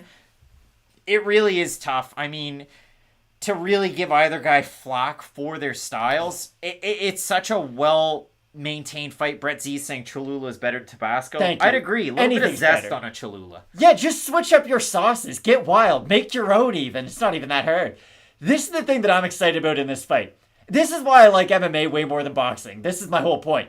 Corey Sandhagen's fighting for a title off of a loss, and he's got his record's not completely spotless. He's faced adversity in his fights, but he's still getting this big opportunity. And that's the great thing about MMA. Your record doesn't always necessarily dictate where you do rank in the division, and that's what I like. Like, guys can lose, learn from it, come back, and be improved versions of themselves. Like, Corey Sandhagen's don't exist in boxing, where you'd lose by first round submission to Aljo, so you get stopped early in a boxing fight. Normally, they just forget about you forever. Corey Sandhagen's been able to work his way back up to the top, and it's been really nice to see. I'm so excited for this fight, Craig. Like, this excitement level for me is... I couldn't tell you the last time I was this excited over a fight. More excited than I was for Costa Vittori. This is on par with, like, Brian Ortega, Alexander Volkanovski. And we all know how that one ended. It was okay. It was absolute wildness, and for Volkanovski not to give in to that submission attempt or submission attempts. Hard on that, man. Wild stuff there, Matt. They're giving us every single ad I've ever seen for every single UFC bit of content that they have. But coming into a fight like this, we talk about it so much. I mean, Dr. Drain saying Jan inside the distance. I don't know. I think we're going to get a decision here. Do you? Yeah, I do. Fair. I think Jan's going to win 3-2 in terms of the rounds. I think it's going to be a close fight, and a lot of people are going to be kind of wonky about it at the end of it. Both guys have such great finishing ability, it's so hard to say. That's the thing. Because Corey Sandhagen can throw those crazy flying knees like he did against Frankie Edgar and absolutely starch pretty much anybody. And this thing with Piotr, he's got a great chin, don't get me wrong. He hasn't been hurt, he hasn't been wobbled. John Dodson stunned him, but that was about it. If Corey Sandhagen lands one of those flying knees, it would take a horse down. I don't care who you are. If he lands that clean, it doesn't matter how sound you are defensively, you're going to go down. Well, I remember we had an interview on the channel from Kyle Dawkins. It was before his fight that he was supposed to have with Aliaskhab Hezriev, where he talked about it, training to fight smaller guys. I don't really change a whole lot, and I'm actually more comfortable in the striking with a guy like that because I get to use my strikes. I don't have to think about it as much when they're smaller and their takedown attempts and all that. For Sandhagen, I wonder if it's a little bit of a relief because you consider those training partners that he's had in Stotts and Pettis, they're both small in stature. What I always go back to is Dan Hardy said there's two types of fighters. There's primary grapplers and primary strikers. I think more about what Dawkins is talking about is the fact that since he is a primary grappler, when he does fight shorter guys on the feet, it allows him to open up a little bit more. I think Sandhagen and Jan are such great strikers, and they're just so well-rounded on the feet at this point. I really don't think it's going to matter all that much. And just because that Sandhagen's fought guys like this in the past, I don't think he's ever been the shorter guy in a fight in the UFC. And with Jan, it will be interesting to see how he matches up physically with Sandhagen, but Aljo's pretty similar frame-wise to Sandhagen. So I do think both guys have enough of a resume fighting guys with this types of body type, or with these types of bodies. And I mean, really, when you look at that fight that Jan had his last time out, pulled the old former light heavyweight, long-term light heavyweight champ against Anthony Smith, and the result ended up a little bit different. So for Jan, his next fight out gets to be for the belt. And for Sandhagen, since he fought Aljamain Sterling, has had a lot of highs, one tiny low where a lot of people thought that he won, and now he gets an opportunity to take on a great fighter. Do you worry about some of the damage that Sandhagen took in that Dillashaw fight, though, with the quick turnaround? Because that was a grueling fight, and I know Dillashaw was definitely... Dillashaw. He was definitely the more damaged of the two after the fight, but I doubt Corey Sandhagen woke up the next day and thought, hey, I feel great right now. Yeah, it really is tricky, especially for a guy like Sandhagen. Coming into a fight like this, you definitely have to think he's well-schooled, though. Coming out of elevation, you've got Trevor Whitman in the corner, and we talked about the quality of training partners, especially coming into a fight like this. So we'll see what Dalla Dillashaw has done and how much of an effect that has. But I have to think, again, another 5-round fight, Jan downloading the game plan. Can Sandhagen go out there like a Michael Oleksiejczuk and start targeting the body with some of those long shots? Is he going to throw the kicks? Is he going to throw shots to the body quick? Because I think that is one big flaw in a downloading of the game plan that you can really exploit early. And it is interesting, and we might as well open this up a little bit more. It's weird how more guys don't just keep their hands up. And there's different versions of just keeping your hands up. There's guys like Justin Gaethje who, they really only keep their hands up to try to find an opening in your strikes to then respond with power. He's not as much of a defensive-oriented fighter, but Piotr Jan is much more defensive when he puts his hands up. He doesn't just put his hands up by his face and then keep them stagnant and just hope, okay, whatever shots land on my hands lands, and then whatever ones get through.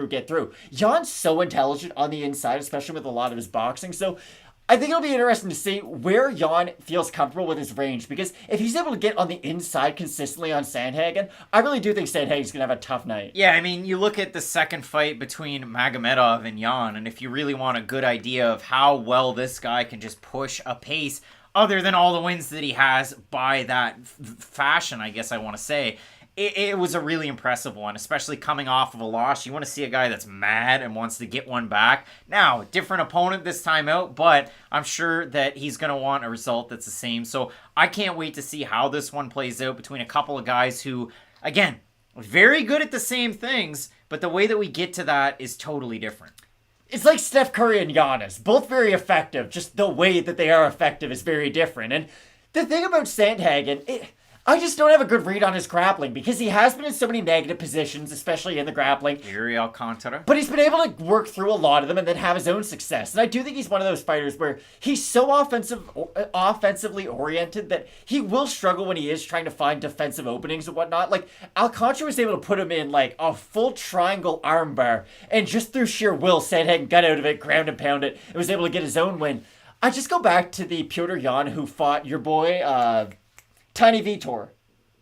Douglas Silva de Andrade. Thank you. And he got into that mounted crucifix. And that top position from Jan was just such a dominant showing that I wonder if we're ever going to see Jan pull that game plan back out, because he is such a good boxer. Do you think Jan will just be that, like, okay, Jose Aldo is a black belt in jiu-jitsu, but he never needs it? Do you think Jan has great grappling? He just will never really showcase it again? Or do you think he might even show it in this fight? I don't necessarily think we're going to see that. I think we're going to see a lot of striking out of these two guys that definitely can predict their own avenues to victory. And you look at it, again, 68% with Jan at Fight Night Picks in this one, 377 votes for him, 176 coming back for Sandhagen, making the walk right now.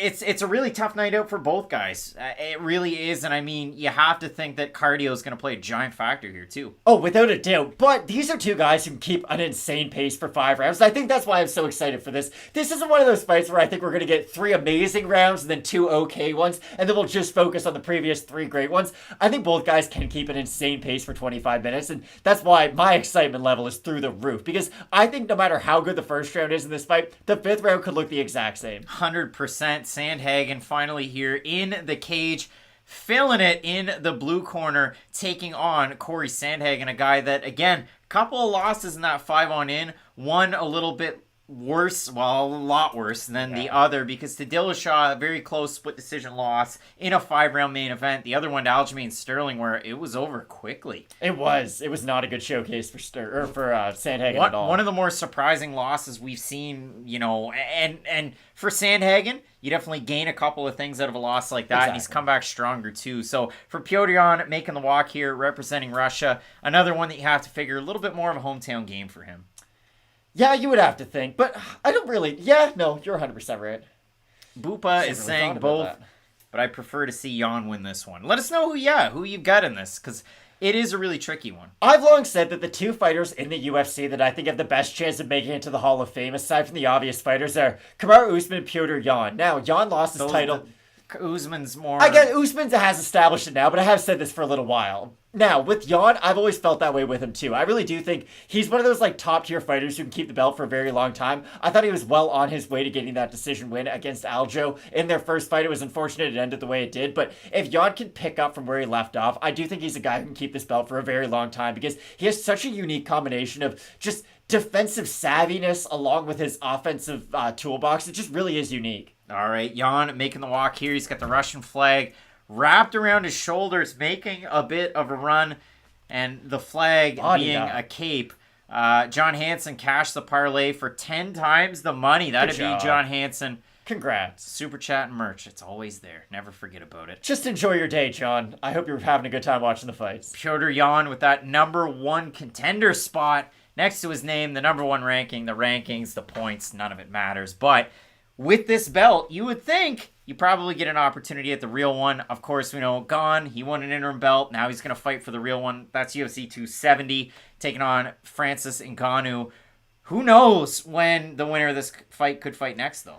And it is weird, too, because with Francis, it felt like he could fight, even though we do have an interim title. But with Aljo, no one really knows. Like, There are people who think he will never come back. I didn't just say that because it's some weird hot take. Like TJ Dillashaw straight up said, you never know with neck injuries. When guys have serious surgeries like that, you don't know if they can come back and still maintain the performance that they once kept. So it will be an interesting storyline, at least moving forward, to see how the rehab of Sterling is. Because if he is just trying to work out some of the last nerve issues, and if he isn't just...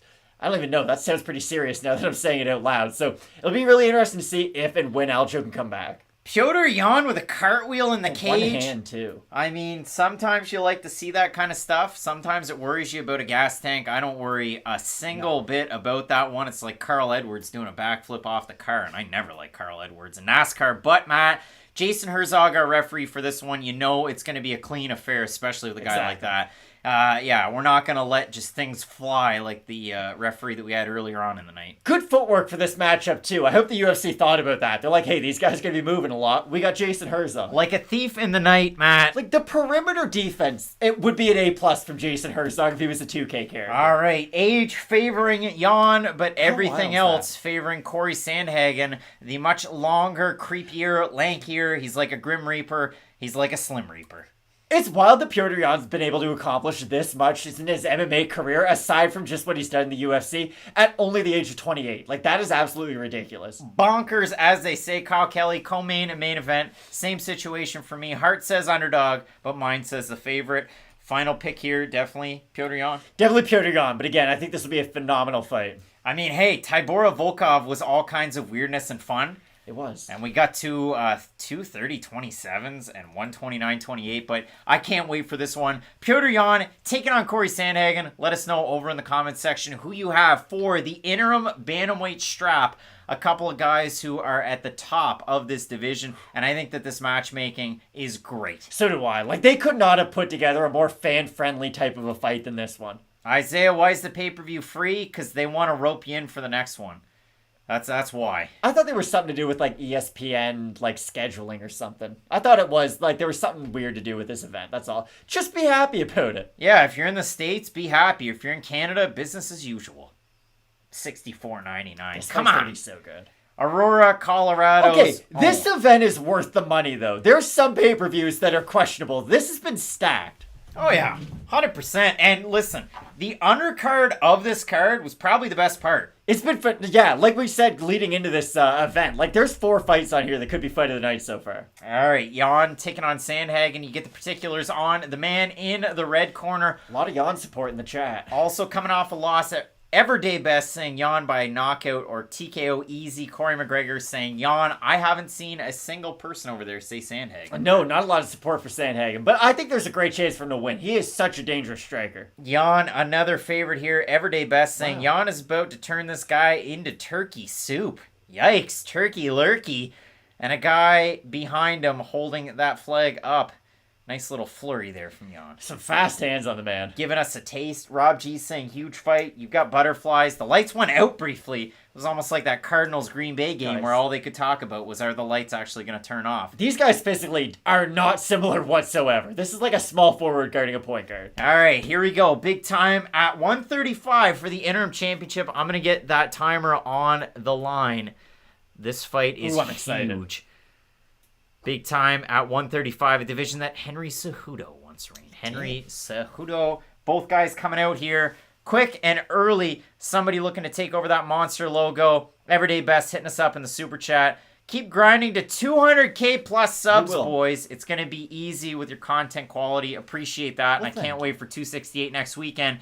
Jan really trying to push the action here. Nice low kick. Good jab there from Sandhagen. And Sandhagen's going to really have to keep his range throughout this fight. That's just one of the guarantees. He's the much longer range fighter, so if he can keep Petr Yan really far away from him, he should be able to have success, especially early. A lot of feints and stance switches from both guys, but for Sandhagen, a little bit more pronounced. He's switching stances quite a bit and eating some leg kicks for his troubles early. It seems like Jan's trying to do the opposite stance of Sandhagen, open up that body kick. I don't know if it's just something he likes defensively or if that's something that they drilled a lot in camp. Really nice high guard there from Jan. We talked about that all week. And for Sandhagen, really doing a good job. Lands that right hand, lands that body kick. He's just, nothing's the same from him so far. Exactly, and that'll be the interesting thing. How can Petr Yan download the game plan of someone who is so unorthodox? If you don't even know what you're going to do next, how will your opponent? Really good job here from Sandhagen. He's landing in just about every exchange. Jan really trying to offer up different looks, but just continues to march forward, eats a leg kick for his trouble. I love the volume from Sandhagen so far. Throw a lot of techniques that are damaging, and if he can use his jab and his leg kick to really bust up the eye and the leg of Jan, it should make this fight a lot easier for Sandhagen. Just everything and the kitchen sink in this one early from the guy out of the States here. In Corey Sandhagen, nice little attempt at an oblique kick there from Jan, different look. But this is the thing that you have to remind yourself in a Petr Yan fight. He normally does have very low output early on that he picks it up as the fight continues. 100%. Both guys really going at it in different ways. And the only reason I say that is there was a part of me getting so carried away that was like, oh my god, Corey Sandhagen's looking so good. 2 minutes into it, Ooh, body shot from Sandhagen. Really good job. Was there a low kick? Was there an eye poke? poke? Jan didn't mean to. He continues to march forward. Now he switches stance. He's working from southpaw. Lands a body kick. Some high-level stuff from both guys. The fact that both guys are just so natural from striking on both stances is phenomenal. The craziest part of the exchange we just saw, 2 minutes 48 seconds remaining, Sandhagen went to switch stance and go for a body shot. Jan was already with his hands down and actually blocked it. That's kind of crazy. But that's like crazy high fight IQ from both guys. We don't normally see people go to the body on a clinch exit. And then the fact that Jan was already into it was just, yeah, this is some high level stuff. Sandhagen really putting power. a lot into his shots early, halfway through the first round. Ooh, takedown attempt here. Hands look like, no. Tough to take Not someone down like locked. Petr Yan. Corey Sandhagen doing a good job. Now he has the back. Everything moved up against the cage. Dark Mesa saying Sandhagen looks awkward in his movement, 100%. And Everyday Best saying Sandhagen looking good, but Jan will adjust. It's You one of have to those hope. It's one of those security through obscurity things where I'm just so weird. It's gonna be really hard for you to get a rhythm on me. But with Jan, he has been able to land a couple shots here and there though. But the volume is definitely on the side of Sandhagen. Less than 2 minutes remaining in the round. And Jan out of southpaw has done a pretty good job offensively, defensively, maybe a little bit more to be desired. But he has switched his stances up quite a bit. He has. Both guys have landed big shots so far. Sandhagen with the hands, and Jan's been able to do the same. Both guys landing good leg kicks too. Yeah, 100%. Sandhagen doing a lot of damage in these exchanges. He ate a bit of a left hand and kind of walked back a little awkwardly, but everything he does is that way. So it is tough to tell how much of an effect it took. But really good job here on those kicks from Jan as Sandhagen just continues to march him forward. This pace has to be tough. You would imagine. It's going to be hard for both these guys to keep this up for 25 minutes. Gosbach saying eye poke, I think. Minute 12 remaining in this round. Early aggression could pay off for Sandhagen. He's looking really good so far. Definitely Sandhagen first round. 100%. Closing in on a minute remaining. Sandhagen just continues to go. Not letting Jan do anything here. It's been really impressive too, but this thing you have to remember when you're fighting a guy like Petr Yan, the more you throw at him, the more information you're giving him to then start to unload with his own strikes. It was the same thing in that Sterling was fight. nice. Don't forget that. And Jan's got to watch out for those outstretched fingers. He does. Because Herzog, again, he took a point quickly in his last weekend. It's one of those things, you talk about it in the back, you got to worry about it. Ooh, big strikes from Sandhagen. He's looking good with his head movement. Sandhagen putting everything into these strikes. Going for the single leg here. Less than 30 seconds remaining. Doesn't get the takedown. I think Big that's elbow. a big sign of confidence for Jan, who still has his fingers out there. I gotta be honest though, coming into this fight, I didn't think Sandhagen would be able to take Jan down. I thought it was definitely an opportunity. 15 seconds remaining.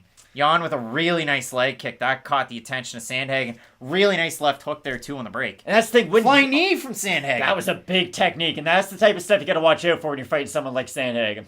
Big time Sandman. round there. 10-9 for Sandhagen. Let's see the stats on this one. I would say definitely a 10-9 for Sandhagen, but Jan at least invested enough into the leg, into the body. Double the strike Wow. total from Corey Sandhagen. Jan looking fresh on the stool. Very stoic, man. You have Doesn't to give think you a lot. like a Fedor Emelianenko type. Oh, yeah. Petr Yan just stays emotionally at about a 5 all day long. Never any ups, never any downs. Knows just every chill. single word in English, even the ones you've never heard of. Yeah. Just doesn't speak it. Gosbach, Matt called this with a high volume, but Jan is downloading the moves. You have to think, and if he doesn't, I would be quite surprised. Gosbach, I can be honest. There's some fighters I have an okay read on, and there's some fighters I have a terrible read on. And I would say there's more fighters I have a bad read on than positive. Calm down, Craig. But Petr Yan, this is just normally what he does. He's done this in every fight so far. Early Fight Night Picks fans, none of them are here right now, but they know there's one Allen that's been on the Craig, Jan train. There's positives sometimes that both people can bring up. You just only focus on what you do well sometimes. Matt, Corey Sandhagen with a hell of a first round. You look great.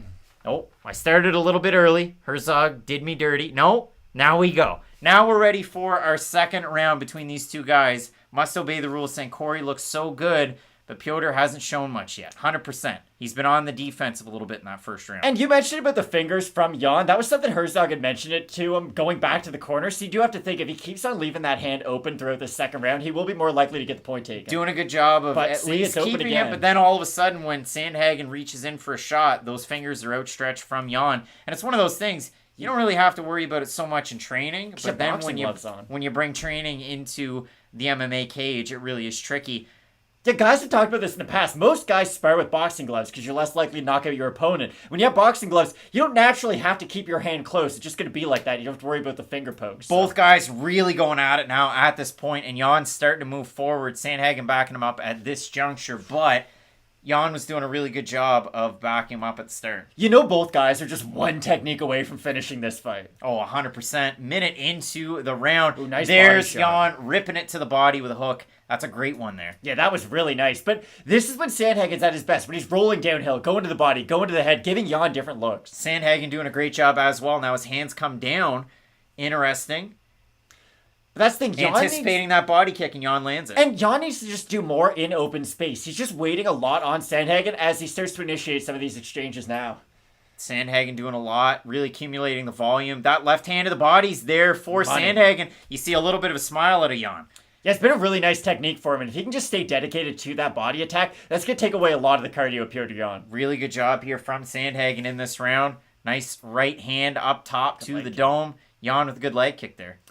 But Sandhagen doing a good job of peppering him on the outside, making him pay for all this stagnant movement from Jan.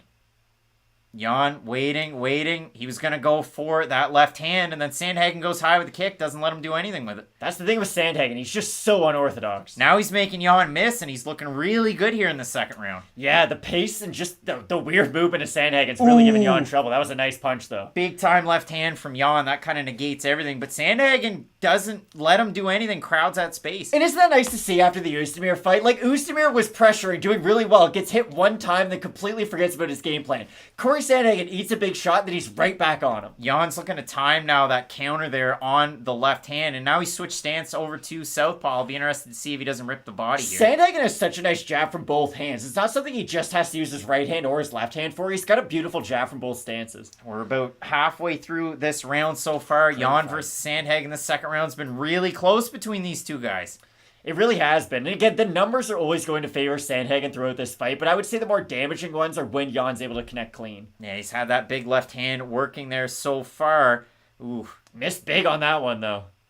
Shoot big, miss big here from Jan. Sticking those fingers out there. You don't like that. And I'd like to see Jan go more to the body, too. That was something he was having a lot of success with earlier on in the fight, but he's really gone away from it. Big time right hand tries to land there from Jan, but Sandhagen just continues with the volume in these exchanges. He's all over you, but just so far away at the same time. Rob G saying, how did Aljo beat Corey? Yeah, it's hard to believe that world, but yeah. Dark Mace saying, look at the redness of Sandhagen. I bet you 5 minutes in the sun without a tarp on and he gets that red. Yeah, I wouldn't put that much stock into the redness of Sandhagen. That was a nice combo by Jan, though, on the inside. Jan's landing these great boxing combinations here, and that left hook there seems to be there for him every time. And even when he gets caught flat-footed, he's able to land combinations. Like, I had friends who were pretty good at sports who could, like, turn it on and turn it off. That was something I always envied. I had to try, like, really, really hard for any level of success. About a minute remaining. This has been a really close round. Again, I'm sure that volume favors Sandhagen. Takedown attempt from Sandhagen. This is what I mean. Like, Piotr Jan, I think, has similar takedown defense to Jose Aldo. He has such educated hips, and he has such fast reaction times that unless you're like a 9-time Division I All-American, it's going to be tough to take him down. I wonder, and I'll never get an answer, I'm sure, but why Sandhagen was thinking of shooting here in the second round. Because he's having a lot of success in the striking, but Jan has been able to heat up with his combinations. And I think it is now. Flying knee attempt. Jan's starting to land a lot more in this second round. I know the numbers are definitely going to favor Sandhagen. Again, even if you want to give Sandhagen this round, I wouldn't disagree with you. It's close. But exactly. But I do think Jan's starting to find more success. He's definitely starting to land on his target more. Yeah, Jan's definitely missed bigger in some of these exchanges. Now he's walking Sandhagen down to end the round. You definitely like to see that if you're a big Piotr Jan supporter. But again, he missed big on a couple shots there. And it'll be interesting to see when the movement of Sandhagen does slow down, if it does at all. Because if he isn't able to keep this footwork up for a full 25 minutes, then Jan will start to land power and shots. Big time left hand that landed there from Jan. He's keeping those fingers out there. Herzog's right in on it, though. He is. It hasn't been an issue yet, which is nice, but it is something to look at. End of the round there. I mean, for me, 2018 Sandhagen, but that round was really, really close. Exactly. That was when Petr Yan started to put it on a little bit more, and you can tell he's starting to get the timing of Sandhagen down a little bit better, but Sandhagen's still able to keep this wild pace, and that's the beautiful thing about both these guys. It's not just a cardio or an output thing. They can both sustain absurd levels of output throughout a 25-minute fight. You get to see the corner from both guys. A little bit of ice around the top of the head of Petr Yan. Corey Sandhagen, both guys getting worked on their right eyes. But Neither guy's showing much damage for eating big shots. One heck of a fight that we've had so far through these first 2 rounds. It's been a feverish pace. I expect this third round to be even more. I agree. But this is the thing for Yan. You're now you dug yourself an 0-2 hole. You got to complete the comeback now. Either way, just if you're his corner right now, you're not telling him he's up 2. Best case scenario, it's 1-1. Like, you really got to get off to a good start in this third round to really set the pace for the next 3. Be interesting to see how they come out. Sandhagen taking on Yan. I mean, yeah, a little bit of redness there on the body of jumpins. Quick starts, fast starts. Herzog getting us ready. These guys want to fight. There we go. They don't want to give up space in the center of the cage quickly. It's wild how close these guys are for just how dangerous both men are at this division. Petr Yan, if there is an eye poke or rake, he's going to lose a point. Now he's pushing forward. Gets caught flat-footed. Good body kick there from Sandhagen. Sandhagen's still moving well defensively, though, on the outside. That's the thing you got to watch out for. Yan plodding forward, 30 seconds roughly into our third round. Spinning body kick there from Petr Yan. Something you don't see often, but it is something he's shown in a few of his fights. He doesn't throw a lot of spinning techniques like Marab, where he just spams them, but it is a nice look. Sandhagen having some success early here in this round. You get the stance switch from Petr Yan over to southpaw. Continues to move forward here. Another guy opening a lot early on in this round. Both guys just sort of waiting for their opponent. As I say that, Petr Yan lunges forward with 2 really nice shots. Petr Yan continuing to move forward. Sandhagen just pumping his hand out there. But it's all the pitter-patter with Corey Sandhagen. He doesn't allow the fight to just sort of breathe and be put on pause for a second. He's always doing something. He's always scoring in the mind of the judges. Yeah, and I mean, you look at the last 20 seconds. Yan switching stances, waiting. Sandhagen continues to move his feet, move his hands. Like, it really is tough. And Ryan's saying Yan looks frustrated for the first time I've seen. He's had exchanges where he's had some success, but yeah, he hasn't been able to get going here. Exactly, and it'll be Nice interesting body to see shot. if he is able to get the momentum back in his favor, if he can just keep it throughout the rest of the fight, or if Sandhagen will then have another push himself. Yeah, Yan is in a really tough spot where, listen, maybe you thought that he won the second round. It really was close. Obviously, the volume favored Sandhagen, the bigger shots maybe in Jan's favor, but yeah, it's kind of tricky. It is. It's wild how good both these guys are from both stances, though. It's like they're Mickey Mantle. Tricky stuff. 3 minutes remaining in this round. Yan really trying to pressure. Overhand left that he tried to land there from southpaw. Really hasn't done a whole lot from orthodox after the middle of the second round. It's like Jan's coming in here trying to win by knockout. That was a big uppercut, though, that he landed on Sandhagen. Big time, almost like a shovel hook there lands for Yan. When Yan is able to get on the inside of the range, he is having a ton of success. Sandhagen came back with a lot of firepower after that kind of combination there landed for Yan. Interesting fight so far. Yan really having a tough time with the timing of Sandhagen and the range. Just not able to get on the inside. Yan overextending on the last punch at almost every combination, but now he's starting to land a little bit. He is, and he's going to have to throw more punches if he wants to win this fight. 100%. We're over halfway through our third round in this one. 5-round title fight, but man, it's a really close fight. Certainly has been, but Kazbak, yeah, Sandhagen is winning the footwork fight right now, and that's what it comes down to. He's able to get in and out of range a lot better than Jan's been able to. Really tricky one here. Sandhagen doing a great job and moving so well laterally, too. Something that really, when you talk about it, and we looked at this main card, we've had a lot of guys that have just moved one way, always center line. Just so tricky when you're fighting a guy like Sandhagen, because you just never know what is his set position to then where, okay, now he's going to start striking, because he can start taking false steps backwards, he's doing like crossovers, he's such a weird fighter to get a read on. Couple of really good shots there land for Yan, but as soon as he gets a couple, Sandhagen gets a few more back. It really is the power of Yan down to the volume, or versus the volume of Sandhagen. This has been a great fight. Head kick attempt there from Yan early. Minute 23 remaining in this third and final round. No, I'm just kidding. We have 5.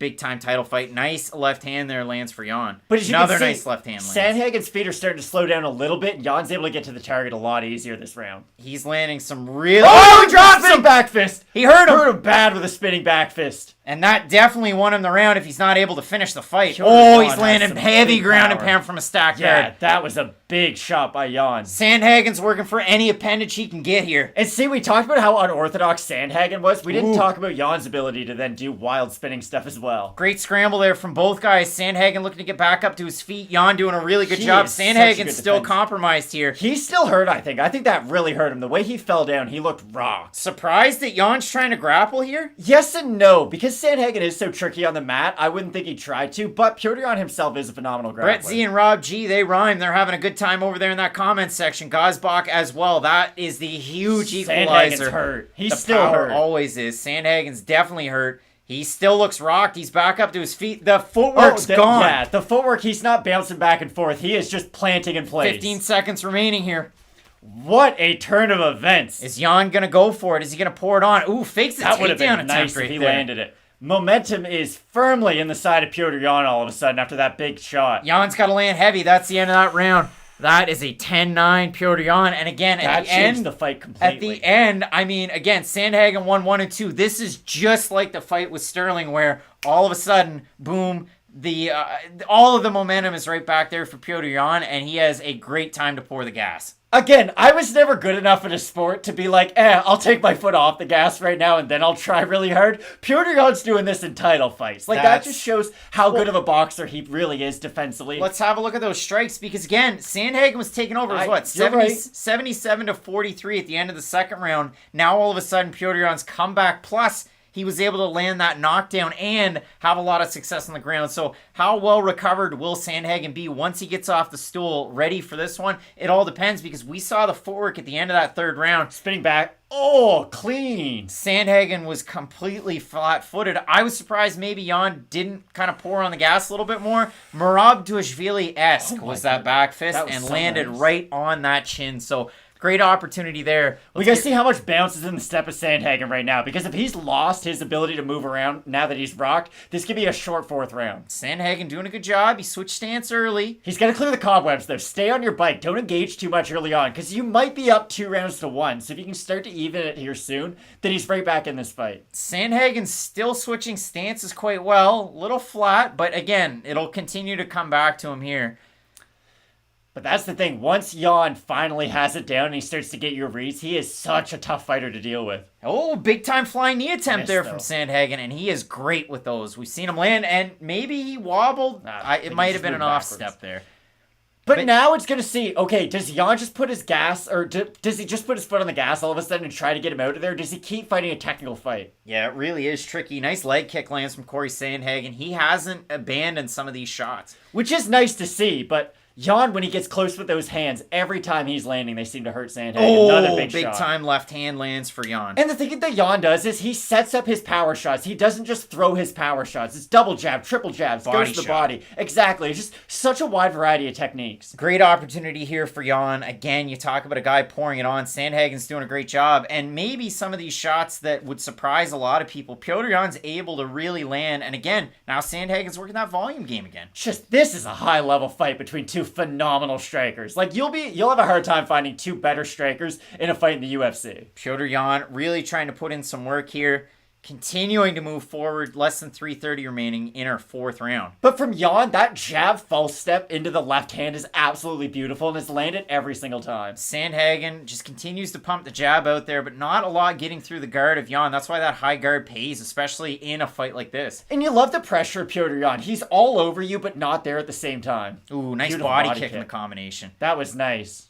Really starting to walk Sandhagen down now. Got him up against the cage. Really starting to limit that movement of Corey. Nice feint there from Mr. Petr Yan, big time left hand lands again. And that's the thing. When it is a kickboxing fight, Sandhagen can have success. But when it just becomes a boxing fight between these two, you can tell that Jan's able to parry the shots from the hands of Sandhagen and also land with his own power. Walking him down into the cage. Sandhagen doing a great job. Obviously not a one-dimensional fighter. Moving laterally in and away from that power hand. Shoots for a big time double. Oh, we got in on it, but Petr Yan immediately threatening with a leg lock out of nowhere. Petr Yan going leg lock to get out of the takedown. And wow. Petr Yan is a beautiful defensive grappler, I must say. Sandhagen right back at it, though. He's got the hands locked. He's got the back in the center of the cage. Yan getting out of it. Petr Yan is so good at breaking the hands on takedown attempts. It's something that guys don't focus on enough, but it always results in you getting out of said takedown. Sandhagen's had enough of these striking exchanges because now we're going for a lot of takedowns. And on the break, no big shots landing for either guy. 2 minutes and 5 seconds remaining in this fourth round. These are two of the best fighters in the roster. Sandhagen's doing a much better job, and he eats power shots as soon as I say it in this round. Like, Petr Yan, I wish was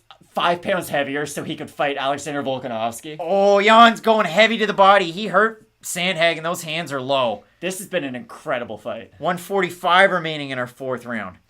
Sandhagen's got to get the momentum back. When Usyk fought Anthony Joshua, he did really well. Then Joshua got the momentum, and then Usyk was able to get it back. That's such a hard thing to do in a fight is have your opponent get off to a lead, and then you somehow bring the fight back. That's what Sandhagen's going to have to do right now. Big time power shots landing for Yan, and it's not just pitter-patter small shots. He's figured it out, and he's starting to land. And now for Sandhagen, hands low, missing on just his simple shots. I think you were all over it, though, Craig. I do think that body shot hurt Sandhagen more than I guess I probably realized. Because, yeah, he brought his hands down. Just his body language is a lot different now. Oh, my goodness. Big time right hand lands from Southpaw Yan in that one. That's what I mean. Petr Yan isn't a guy who just switches to Southpaw. This is the beginning of the end for Corey Sandhagen. He missed a big takedown attempt. Now he's given it all up. Yan is in a great opportunity to really kind of land some power here. Nice one up the middle. Yeah, and those are the shots coming under the arm that you don't really see coming. Those are the damaging ones as he gets a reverse crucifix. Yan able to try and wrap the legs around the shoulder of Sandhagen. Who's going to win out in this wizard position? Jan's going to win. Oh, Yan lands a really nice left hand there.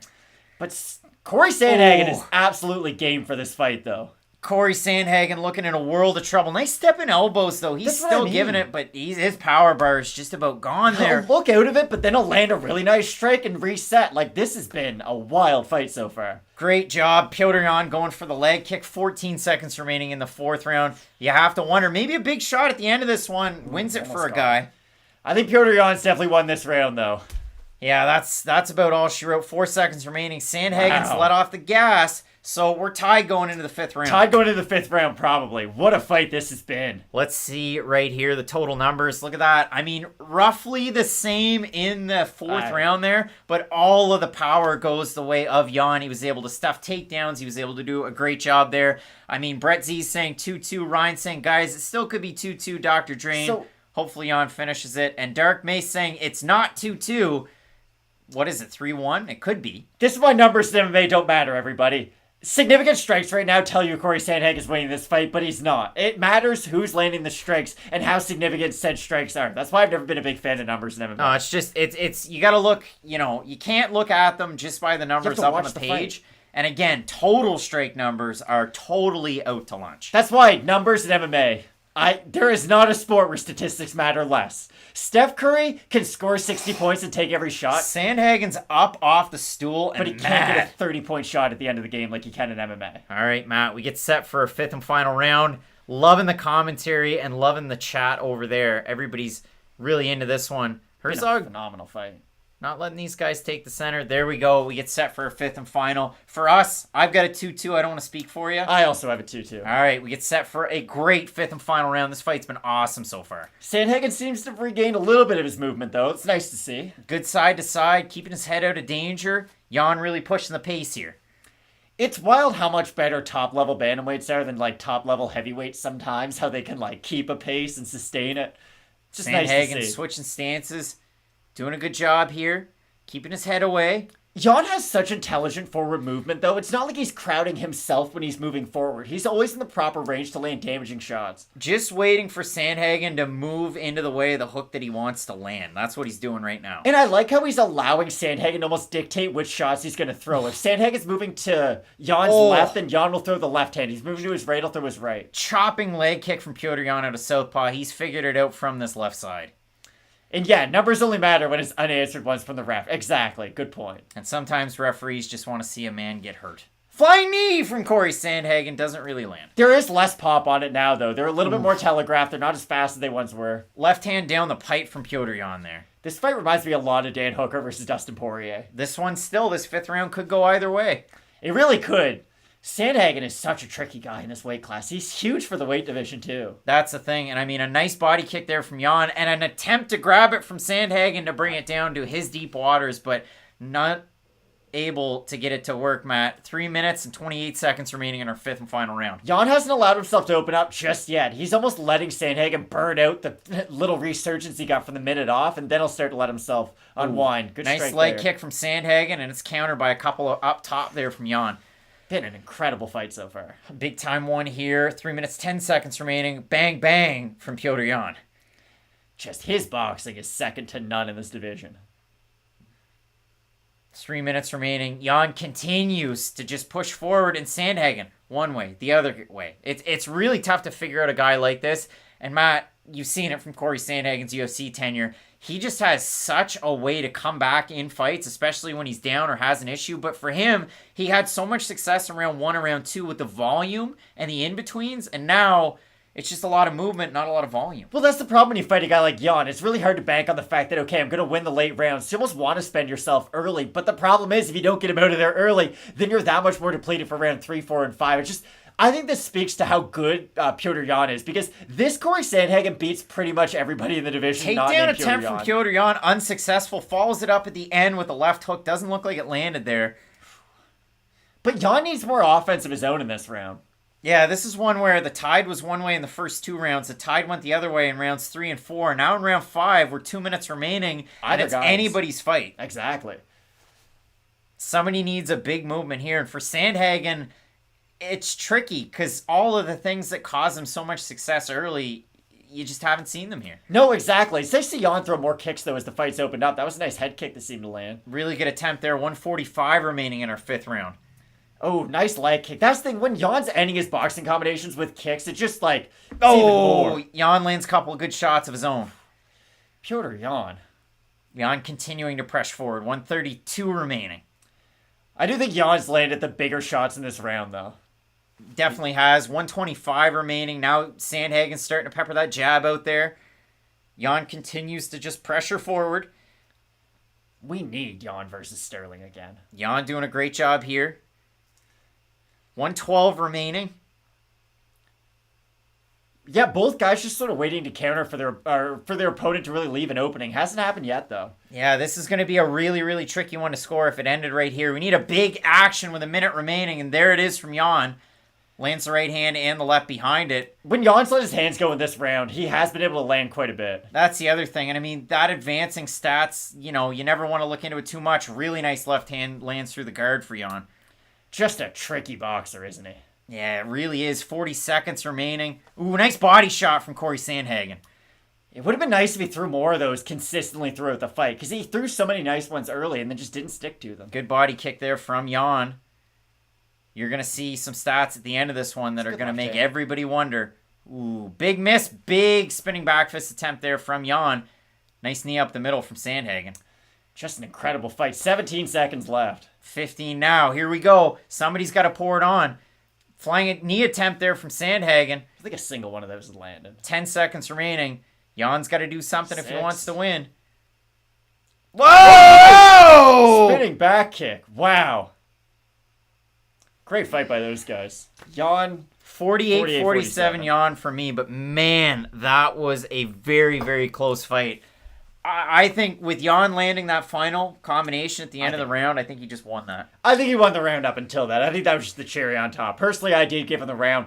Like, he was the only person landing any damaging shots in that 5th round, so I did give it to him. Oh, man, yeah. And he landed a good head kick earlier on. Like, I thought Jan won. Let us know in the comments section who you have in this one, because if you went either way, again, the second round was really close, and the fifth round was close enough.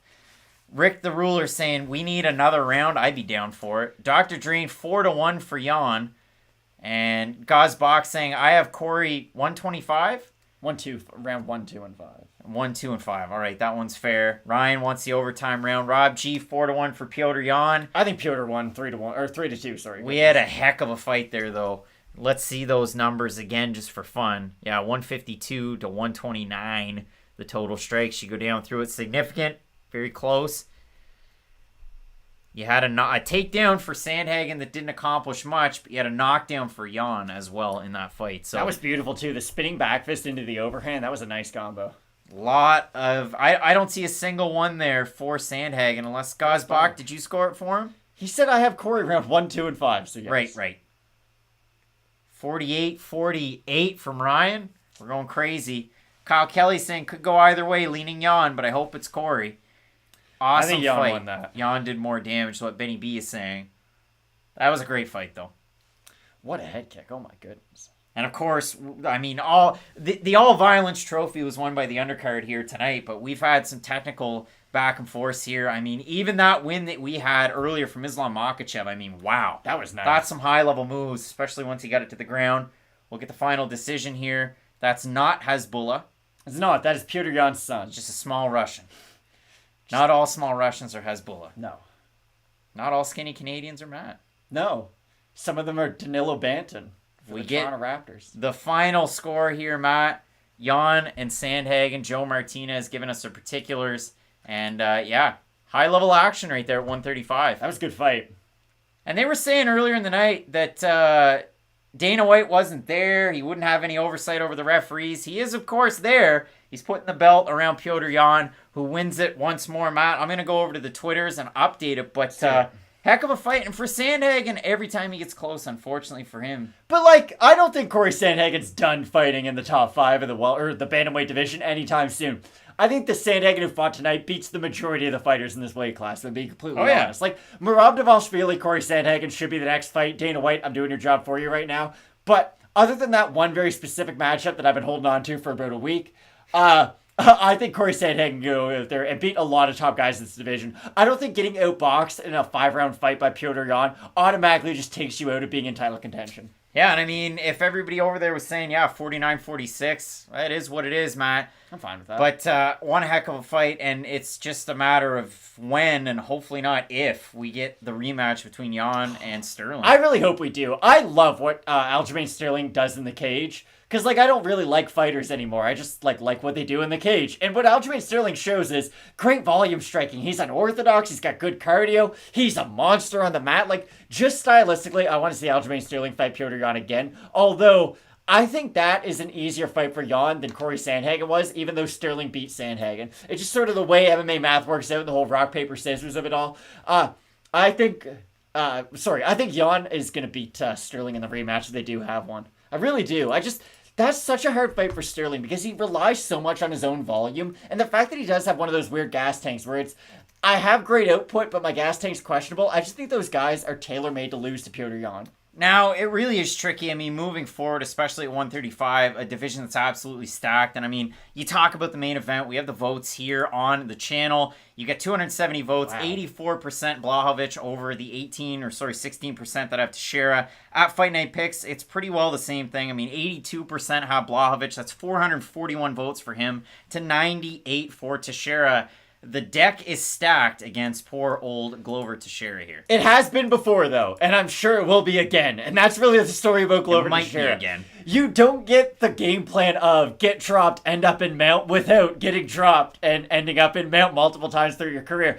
I think this fight's going to be really fun. I do. Like, Jan Blachowicz in Championship, Jan Blachowicz, he's got a certain swagger about him. He's a much more aggressive fighter than he used to be, especially when he was on that losing streak. And he's really been able to show that you can sometimes teach an old dog a few new tricks. And the fact that Jan Blachowicz now just seems like confidence was the key all along. Like, now he's moving forward. He's throwing a higher level of volume. He's not reacting to what his opponents constantly do. It's been a really nice evolution to see from a guy that let's be honest, nobody thought Jan Blachowicz was going to be champion. Like, I was the biggest Jan Blachowicz believer. I didn't think he was going to crack the top 10 at any point, even after he beat Jimmy Manuel in their second fight. So it's been really nice to see these two older guys. They've been written off so many times, but they've shown that, hey, you just work really hard, sometimes things will go well for you. And I just couldn't be more excited for this main event. Everything that you just said sounded like somebody who rhymes with Giovanni the Geek. And, yeah. Well, no, I would have said, I'll put all my money on Jan Blachowicz by first round submission.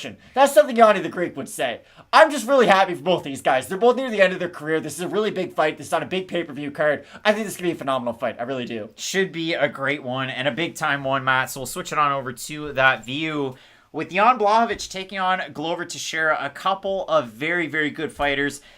The trouble with this one is, and I see it over there, I mean, Loix Esteves saying, what's the path of victory for Glover?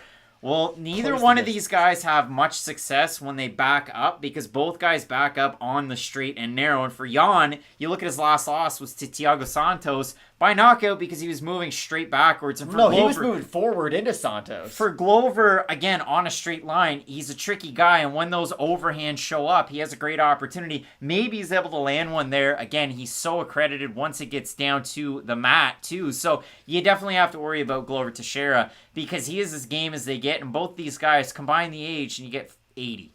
If Jan charges forward, he's messed up in this fight. Because what Glover should be able to do is counter effectively off his back foot, especially in a lot of the boxing scenarios in this fight. The issue I see Glover having, though, is he doesn't really have any answer for the kicking range of Jan Blachowicz. When they're at kicking range, Jan won't be able to box him. Glover won't be able to box him. Glover doesn't really have any kicking game whatsoever. Like, he doesn't even have the Dan Henderson kicks where it's like shuffle, low kick into an overhand. He really does rely on his footwork and his ability to cut off the cage and then close that distance. So I just think he's going to have a lot of trouble with the range in this matchup. Now, if Jan is in one of these, like, boring fights like he kind of found himself in against Santos, like he didn't even against Jacare, and if then he overcommits to his techniques and starts rushing forward, that's when he will get caught by a big shot from Teixeira, and that's when Teixeira will be able to get on top of him and probably mop him on the ground. I think Jan Blachowicz can do well defensively if he can keep the fight in his full guard. I think he can lock Glover down in full guard, but I do think he's going to struggle a lot if Glover can then pass into half guard, side control, full mount, and whatnot. So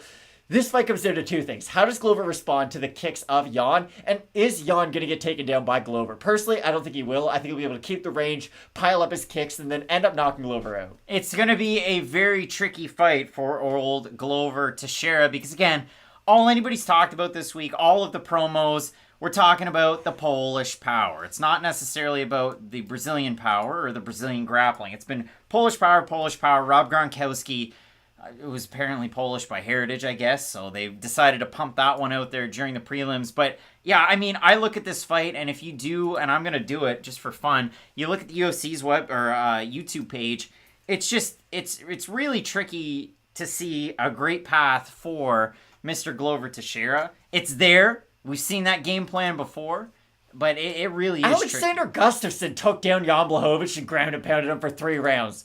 If he can do that, then Glover Teixeira certainly can. Like, I don't think this is Glover's this massive underdog. I think he's got plenty of ways to win this fight. I really do. Jan Blachowicz is a good striker on the outside, but he has shown that he struggles with guys who are really good at boxing, who can go to the body, who can just sort of eliminate his kicks, and that's the real big thing in this fight. If Glover is close enough to force this to become a boxing fight, like we just saw one fight ago, then he should have a lot of success.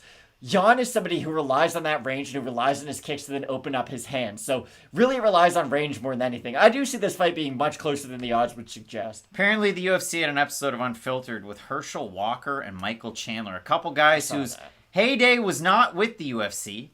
One was with Strikeforce and one was with Bellator. And Levon is saying who won the last fight? Petr Yan. Phoenix kind of answered that one. But Matt, yeah, I mean, what a fight that one was, too. That was a really good fight. Merab Dvalishvili, Corey Sandhagen, make it happen right now. And Petr Yan, Aljamain Sterling, what are we waiting for?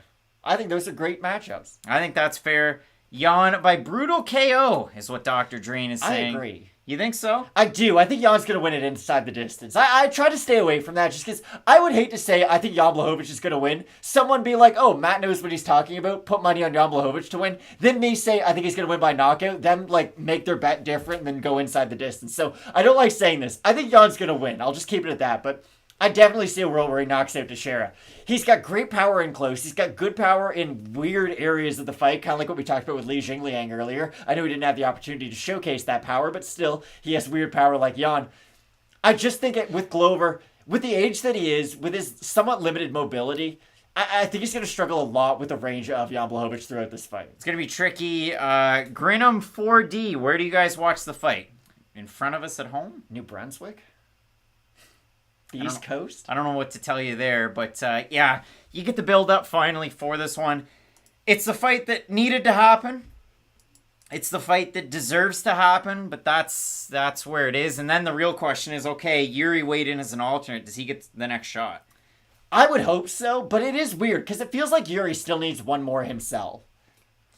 No? Yeah, he did quite well against Dominic Reyes. He also got hurt by him twice, though. That's one of those wins where when you beat a guy like Dominic Reyes, who had such a good showing against the GOAT, then you can really kind of make an avenue. But that's like saying you beat Anthony Smith. Here's Stipe Miocic. Like, I don't know if we can do the MMA match just to get him up to a title shot. Well, we'll see what happens. But Jan Blachowicz and Glover Teixeira, a couple of older fighters fighting for gold. The cool thing about Glover is it's not like he added new things to his game. He was almost like stubborn about it. He's like, no, I'm just going to get better at the things I'm already good at. And it has paid off for him. Good boxing, crisp hands, prodding footwork. Not a ton of kicks, but occasionally he'll throw one up there. Neither one of these guys have like a Yair Rodriguez style where, again, you look at it and you think, okay, never in a billion years would I ever be able to pull off something this athletic. They have very meat and potatoes kind of games, but they both have a lot to work with within that simplicity. And an interesting one, too. I mean, again, when you talk about it for the Polish fighter here, Jan Blachowicz, seems to have a lot of the fan support behind him. I mean, especially off a win over Israel Adesanya's, last time out. So a great opportunity for him to pad the stats, to gain another title defense. And to me, I mean, if he's able to get the win, yeah, the big question is who he faces next. For Glover, if he wins this fight, maybe they even run it back. Who knows? But it will be interesting because this division is wide open. And we talked about it. I mean, Ankalaev got a win, but it wasn't all that impressive. Like, there are a lot of movers and shakers that could get a big opportunity. Without a doubt. And again, with both guys nearing the end of their career, it is sort of hard to project, okay, do you think Glover's really willing to go back and fight like a prospect? Probably not. And will he have another fight? Just, it is so weird when both these guys are in their later 30s because you never really know when will be their last fight. That much is true. You get the highlight of Glover submitting Vince St. Preux. Where's Carl Roberson? Where is he in this promo pack? Nowhere to be seen. That was a great fight. Beastin 25-8's in it. He got flatlined so bad in their second fight. He could be the best light heavyweight in the world. I don't Who think knows? he is, though. We'll have to see what happens. This is the thing that you have to go to, though, because I've heard you bring this up a couple times, and I think we should talk about it. Jan Blachowicz has beaten far better fighters since Corey Anderson has left the UFC. That's why I think it's hard to say Corey Anderson has a big claim of being the best light heavyweight in the world. Be interesting, Matt. BJJ Noob tuning in from Greece. How's it going over there? And Dr. Drain saying Jan was tagging Izzy with shots. Glover might be a sitting duck. Yeah, he doesn't have that kind of footwork, but he has a ground game that Israel doesn't have. Did you see the promo package where it was like them taking Joe Rogan's commentary talking about Izzy and then making it seem like he was talking positively about Jan Blachowicz? That was so stupid. That was a real commentary when that fight was I know, happening. but they made it seem like, okay, he was talking about how, Izzy throwing these feints, but they took out the Izzy part and they made it seem like Joe Rogan was talking about Jan Blachowicz, even though that actual voice line is him heaping praise on Adesanya. It's just, like... He'll be there next weekend, man. I'm fine with him not, though, you know? We'll be here, though. We will, and if you guys prefer us, make sure you're also here with us. Keep hanging out. Glover Teixeira making the walk. A calm man. He's got the eye of the tiger. He's a great coach, too. Out of Brazil, or by way of Brazil into Connecticut. I mean, so many young pupils under him. I saw the comment there earlier from, I want to make sure I get it right. We'll go up there a little bit. Where was it? I hit the wrong button. Now we're gone. But he was training with Alex Pereira, which is kind of neat. But he has a lot of people training with him there. Yeah, Glover's just one of those guys you sort of hope he becomes a coach afterwards. Like, I don't know if you saw, Chael Sonnen did a video about him and Glover Teixeira just saying how, oh, I was in Connecticut, I was doing the ESPN thing, I was just looking for a place to train, and I went to go train with Glover, and I didn't know much about him, blah, blah, blah, gym etiquette and whatnot. And he said the training was great, Glover's in there on the exercise bike, exhausted, just cheering his teammates on the whole entire time. And he said after they got done training, Glover Teixeira went over to Chael Sonnen and said, hey man, I just hope you don't talk bad about my gym afterwards. The fact that Glover Teixeira cares that much about the people who he trains with every day just shows a lot. Like, that's a guy you want to be involved with in the sport, even after he retires, because the amount of knowledge you could learn from a guy like Glover Teixeira who's been there, done that, has a very, very well-rounded skill set. Like, hopefully he does become sort of a Mike Brown next. And, we see a massive stable of fighters under Glover Teixeira when he decides to hang him up. Yeah, I really do think that we will. Rob G, how long do you reckon you could last with Jan in a street fight? One shot. I would be so scared. I'd just be terrified. One shot and it's over. It'll be a kick to the body and I'm down. And that's it. I'd like to think I'm a nice enough guy, so hopefully Jan wouldn't, but yeah, it'd be bad. Yeah, that's it. Absolutely love it. I mean, I do think Yuri makes the most sense as far as your next title challenger, but it is a lot of fun. I mean, if you look at the rankings at light heavyweight, you've got a lot of different fighters. I mean, let's go 7 up. You have Ankalaev that just won, Dominic Reyes off, a couple losses, Thiago Santos off a win, Anthony Smith looking pretty good. Alexander Rakic doesn't necessarily have a leg to stand on for a title shot at 3. He's good, but he's boring, unfortunately. Prohashka does, and then you have Teixeira's in this fight, your number 1 contender. Yeah. He's made the walk. Dark May saying, does anybody have round 1 knockout for Yuri? I don't. I think it's going to be... second or third. I'll say, yeah, round 2 knockout for Jan. That would be my overly specific prediction for this card. Getting wild and crazy. Guys boxing. Some people in the verdict comments on IG are saying Corey 1, 2, and 5. You're not the only one that said it, but it's got to feel weird for you guys, Bach, having, 49, 46s across the board. But it was a good fight. Round 2 and round 5 for me were really close. Yeah, it was a really close fight. Again, if you had it for Sandhagen, I can't say, hey, you've never watched MMA before. He had the higher level of volume, and he did look really good in that fight. And again, I think the Sandhagen who fought tonight beats 99% of other bantamweights in the world. I really do. When you take into account the defensive ability of Petr Yan and how you're just making yourself more tired trying to get any sort of a lead against him, it's such a hard puzzle to solve. That's why no one's been able to do it. Yeah, Morgan Baker, your comment, I don't think we're going to see that guy.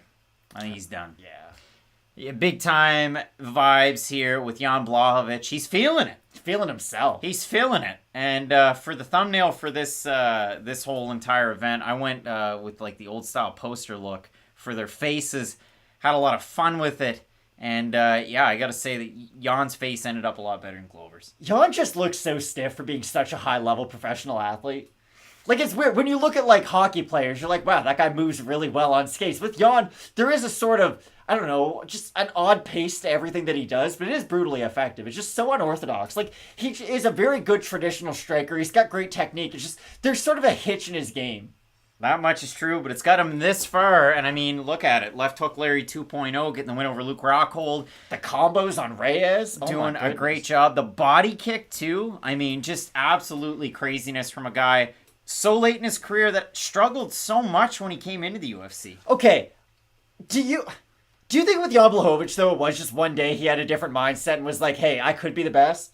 Found a rope in the woods? Well, no, it's just with Jan, it was just all of a sudden you're really good now. There wasn't this slow progression. It was you're losing fights, and now all of a sudden you look like a completely different fighter. And I really do think, I'm going to sound like Robin Black right now. But I do think mindset matters more than you think sometimes with fighters. Jan Blachowicz was later on into his career, and then it all started to go well for him. It's just not something we see all that often, so there must be something that sets him apart. Close your eyes if you want to, Craig. I'm just teasing you, Matt. I absolutely love this fight. And I think that in terms of matchmaking, it's a great one. But again, like I said, it's a fight that needs to happen between a couple of guys whose win streaks you just can't deny for a title. So it's going to be interesting to see who gets the dub here and then who they face off with next. I see it over there, the comment Costa at heavyweight, maybe next champ.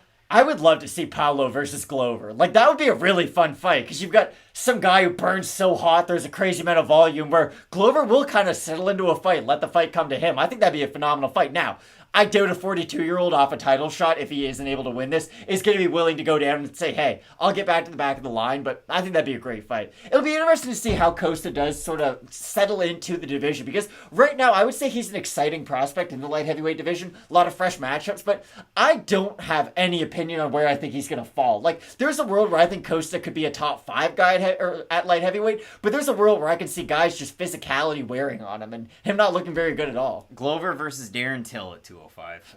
Make Darren it happen. Till's gonna get hurt. That much is true, Matt. Big time fight coming up in our main event. We'll get it on over to our fight view. I still have the last fight up there, so we'll switch it on back. But Matt, when we look at the stats for this one, both guys very close in age, height, reach, and very stiff, but they made it to a title. So interesting stuff to see from both of these guys as we come into this one. Stance-wise, a little bit of a different look from both guys. Jan with those weird long-range weapons. And he likes to keep that one hand up when he defends, too, which is really tricky. So we'll move it back to our regular view.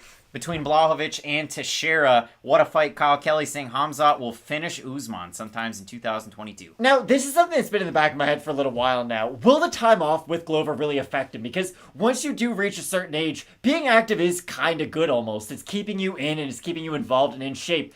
It's been a year since we've seen Glover in the cage, and there is a big difference between a 41-year-old and a 42-year-old sometimes. Now, sometimes there isn't that big of a difference at all, and maybe Glover looks like a very similar version, but once you do get up into like that 38, 39, 40 range, it is always interesting to see how the time off will affect the athlete. That's true. Gazbach with the second oldest UFC title fight. The oldest was 83 combined years between old man Dan Henderson and Michael Bisping.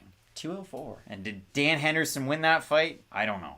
It was a close one. It was a very close fight. Jan Blachowicz getting the particulars here in those black and gold trunks. Or are they gray? I don't know what Venom has done. All I know is those hoodies are like $196 Canadian. They're expensive. Yikes. The average man or woman can't afford them. Why would you want one, though? Like, there's nicer clothes to buy for $200 if you really want a sweater. You know? Dr. Drain, Glover by flying toe hold. Who is he? Like Patty? He's not fighting Tank Abbott, okay? Is he Patty Meir? If we're going that way, Matt, we're getting set for our main event. Want to thank everybody so far who has tuned in to this big time matchup between a couple of guys that can stand. I hope I look that good at 42. And bang. Couple of older gentlemen for fighting going at it. 205. We'd set 5-minute timer. Goddard, our referee here. You love to see it. So again, I'm looking to see, does Jan throw a lot of kicks early, which he opens up with a light kick in? How does he establish range in this fight? Glover really trying to get in there early. Ooh, big leg kicks so far. It's nice to see him invest in those early from Jan. Really neat one there from Jan, and Glover with the big movements wasn't really able to kind of close that distance there, but you have to think he's going for an early takedown dump. You would think so, but maybe he is trying to set up his hands to then let his takedowns speak for themselves. Good job from Glover in on that takedown attempt when Jan went for a shot of his own. He's trying to pick him up. Jan dumped. Wow. Now he's on his back. Glover got that one early and easy. Glover in half guard right now. Jan Blachowicz is in all sorts of trouble. Both guys dry. Wow. Jan able to kind of recover a little bit, get this one into half guard, grab an arm. Now he's in decent position. And again, this is a position I think he can hold on Glover, which is really good for him to then recompose his guard, but this is not where you want to be with 4 minutes left. Good job for Glover Teixeira early. This is prime for him. He's looking to stack a little bit, maybe land some ground and pound here. Not what I thought we'd see in the first minute. I did not think Glover was going to be able to get Jan down so fast. That was quick. Rob G, huge takedown. Yikes. What a veteran. You're right. And I think, listen, it's your prerogative to get out of this, and Jan right now clasping his feet together. Well, why would you? Well, yeah, the ref's not going to stand them up. Full guard. 3 minutes and 30 seconds remaining in the round. Nice head positioning there from Glover. Presses forward. If 42-year-old Glover becomes light heavyweight champ. Something I never thought I would see in my lifetime. MMA is easily the strangest mainstream sport in the world. Without a doubt. 3:10 remaining in our first round. Teixeira in his element here, working from a full guard of Jan Blachowicz, who's just gonna want to stay here. It'll be interesting to see, though, if he does try to pass the guard of Jan, because from right here, he's winning, but it's not like he's getting a lot of damaging shots off right now. We're going to have to see him progress to another position at some point. Glover really trying his darndest to land some shots here. Now he's trying to posture up a little bit. Stack in this guard. Going for the can opener move. That's a good move to open the guard. I like that. Hasn't really landed a whole lot from this position. But see, when he's pulling up on the neck of Jan, it's forcing Jan to then open up his guard, and then that will allow Glover to pass. Halfway through our first round, all Teixeira so far. But see, this is what I said. Alexander Gustafsson did this exact same thing to Jan Blachowicz. Like, there are holes in his game. 2:20 remaining. Yeah, I mean, for Glover, doing a really good job here. Not really advancing position, but, I mean, hey, it's your job to get out of the position at the same time.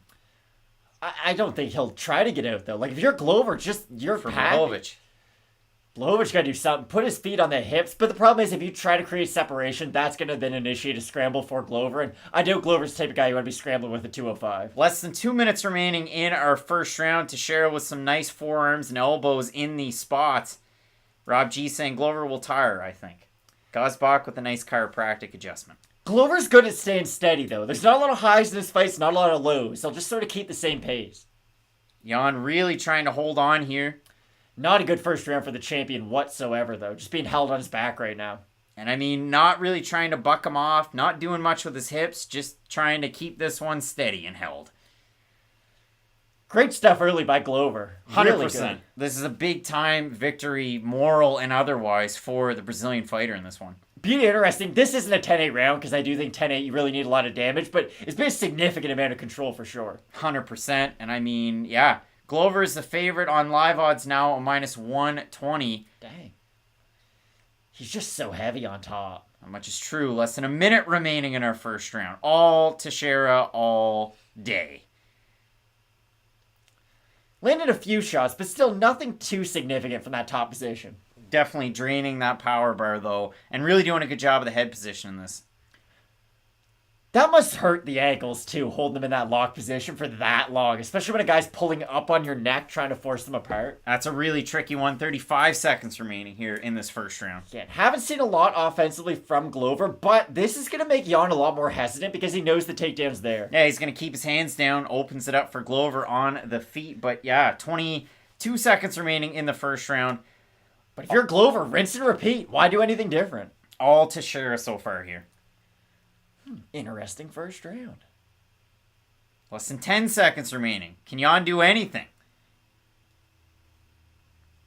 Looking to get up. 5 seconds. He loves that can opener. All 10-8 all day for your Brazilian fighter here. Glover Teixeira, Matt. That round wasn't even close. That wasn't. A lot of good control time for Glover there. That was a really good round for him. Jan's going to find a way, too. Keep that range and find a way to keep it, too, on the outside. I know I'm guilty of this, too. Range. What does that mean?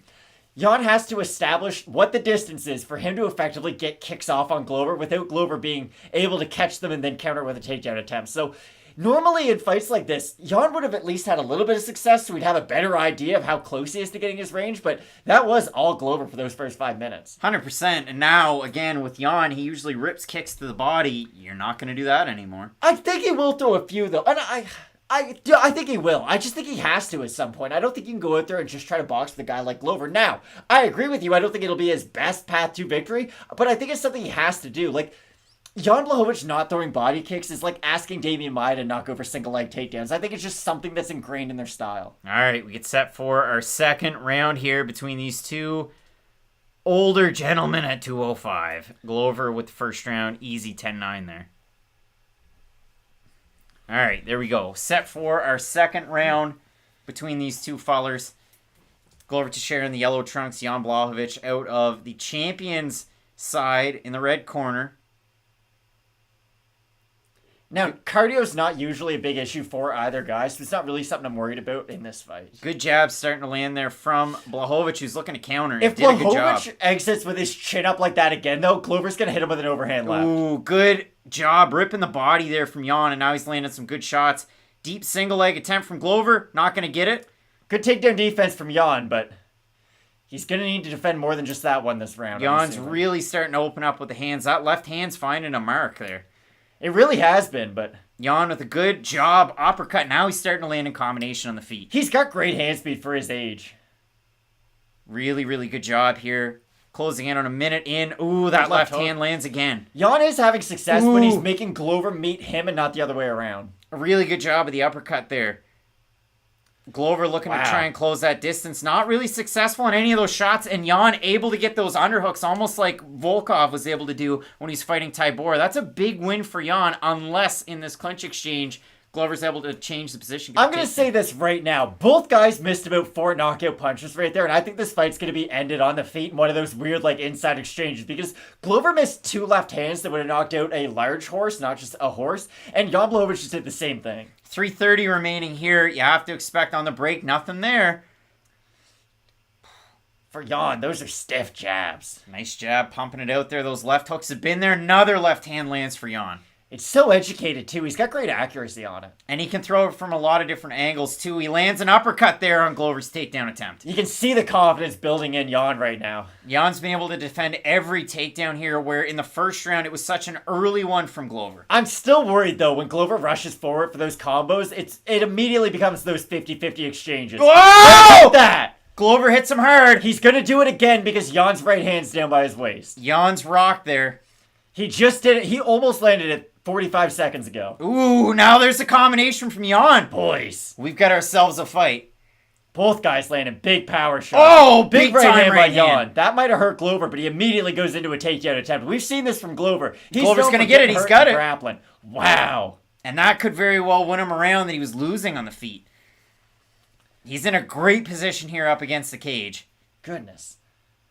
That was some back and forth, but this is what I mean. There's been about 4 of those exchanges where both guys have come close with massive shots. We finally saw both guys land now. Teixeira here now working from half. Now he's in a mount. This is awful for old Jan Blachowicz. If he gives us back, this fight's done. Now he's got him back flat. Jan's in an awful position. Wow, yeah. Oh, my goodness. Already. Oh my gosh, Glover Teixeira is the light heavyweight champion of the world. Oh my goodness. That ends your perfect run, Matt.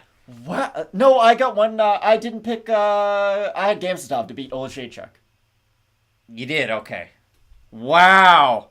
Glover Teixeira, your champion? Good for Glover, though, honestly. Like, it's not. Yeah, good for him. At 42. From 172 to 267. I've got something that I feel like I have to say right now. Do you think this low-key hurts Israel Adesanya's star power? Yeah. Like, I don't want to be the whole, like, Chael Sonnen, just how good is Conor McGregor, but that doesn't look great for Izzy. I can't say enough good things about Glover, though. And, again, you saw him miss that left hand a couple of times right before he wobbled Jan, and I do think that hurt him on the inside. It was kind of disappointing to see Jan just give up, though, the second that submission got locked in. He knew it was over, No. You're the champion of the world. You don't know it's over and give up. I don't care. You don't know. Yeah.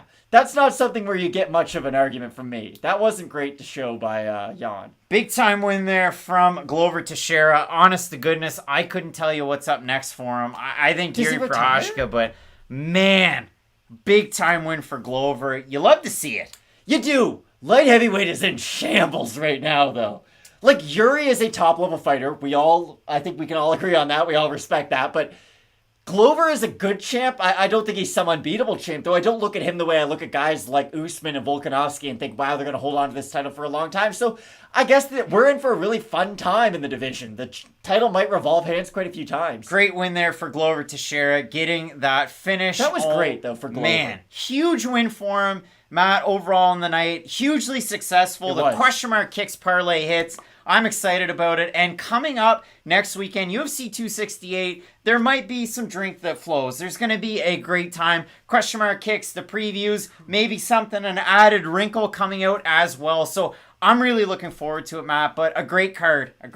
Yeah, I had fun. Hopefully you guys enjoyed the Fight Companion and Question Mark Kicks. And again, if you enjoyed the Fight Companion, you don't have to wait a month for the next one. The great news is we have another massive pay-per-view next weekend to get ready for. So I know we both have a lot of work getting ready for that next one in the prediction videos, but I could be more excited. This is such a great little run for MMA. We had a few less than perfect cards, let's say, but we've got Covington versus Usman as the next main event. The week after that, Yair Rodriguez versus Max Holloway. A great time to be alive if you're an MMA fan. Great time to be a fan. Thanks so much to the Fight Night Picks fans. We'll be back at you with those previews and predictions for UFC 268. You're not going to want to miss it, so keep it locked in with Fight Night Picks. As we always say, let's get into it. Wow. What a card! That was so wow. I wanted to just give up. Ladies and gentlemen, recorded in Fredericton, New Brunswick, Canada. It's time for Fight Night Picks with your host, Craig and Matt.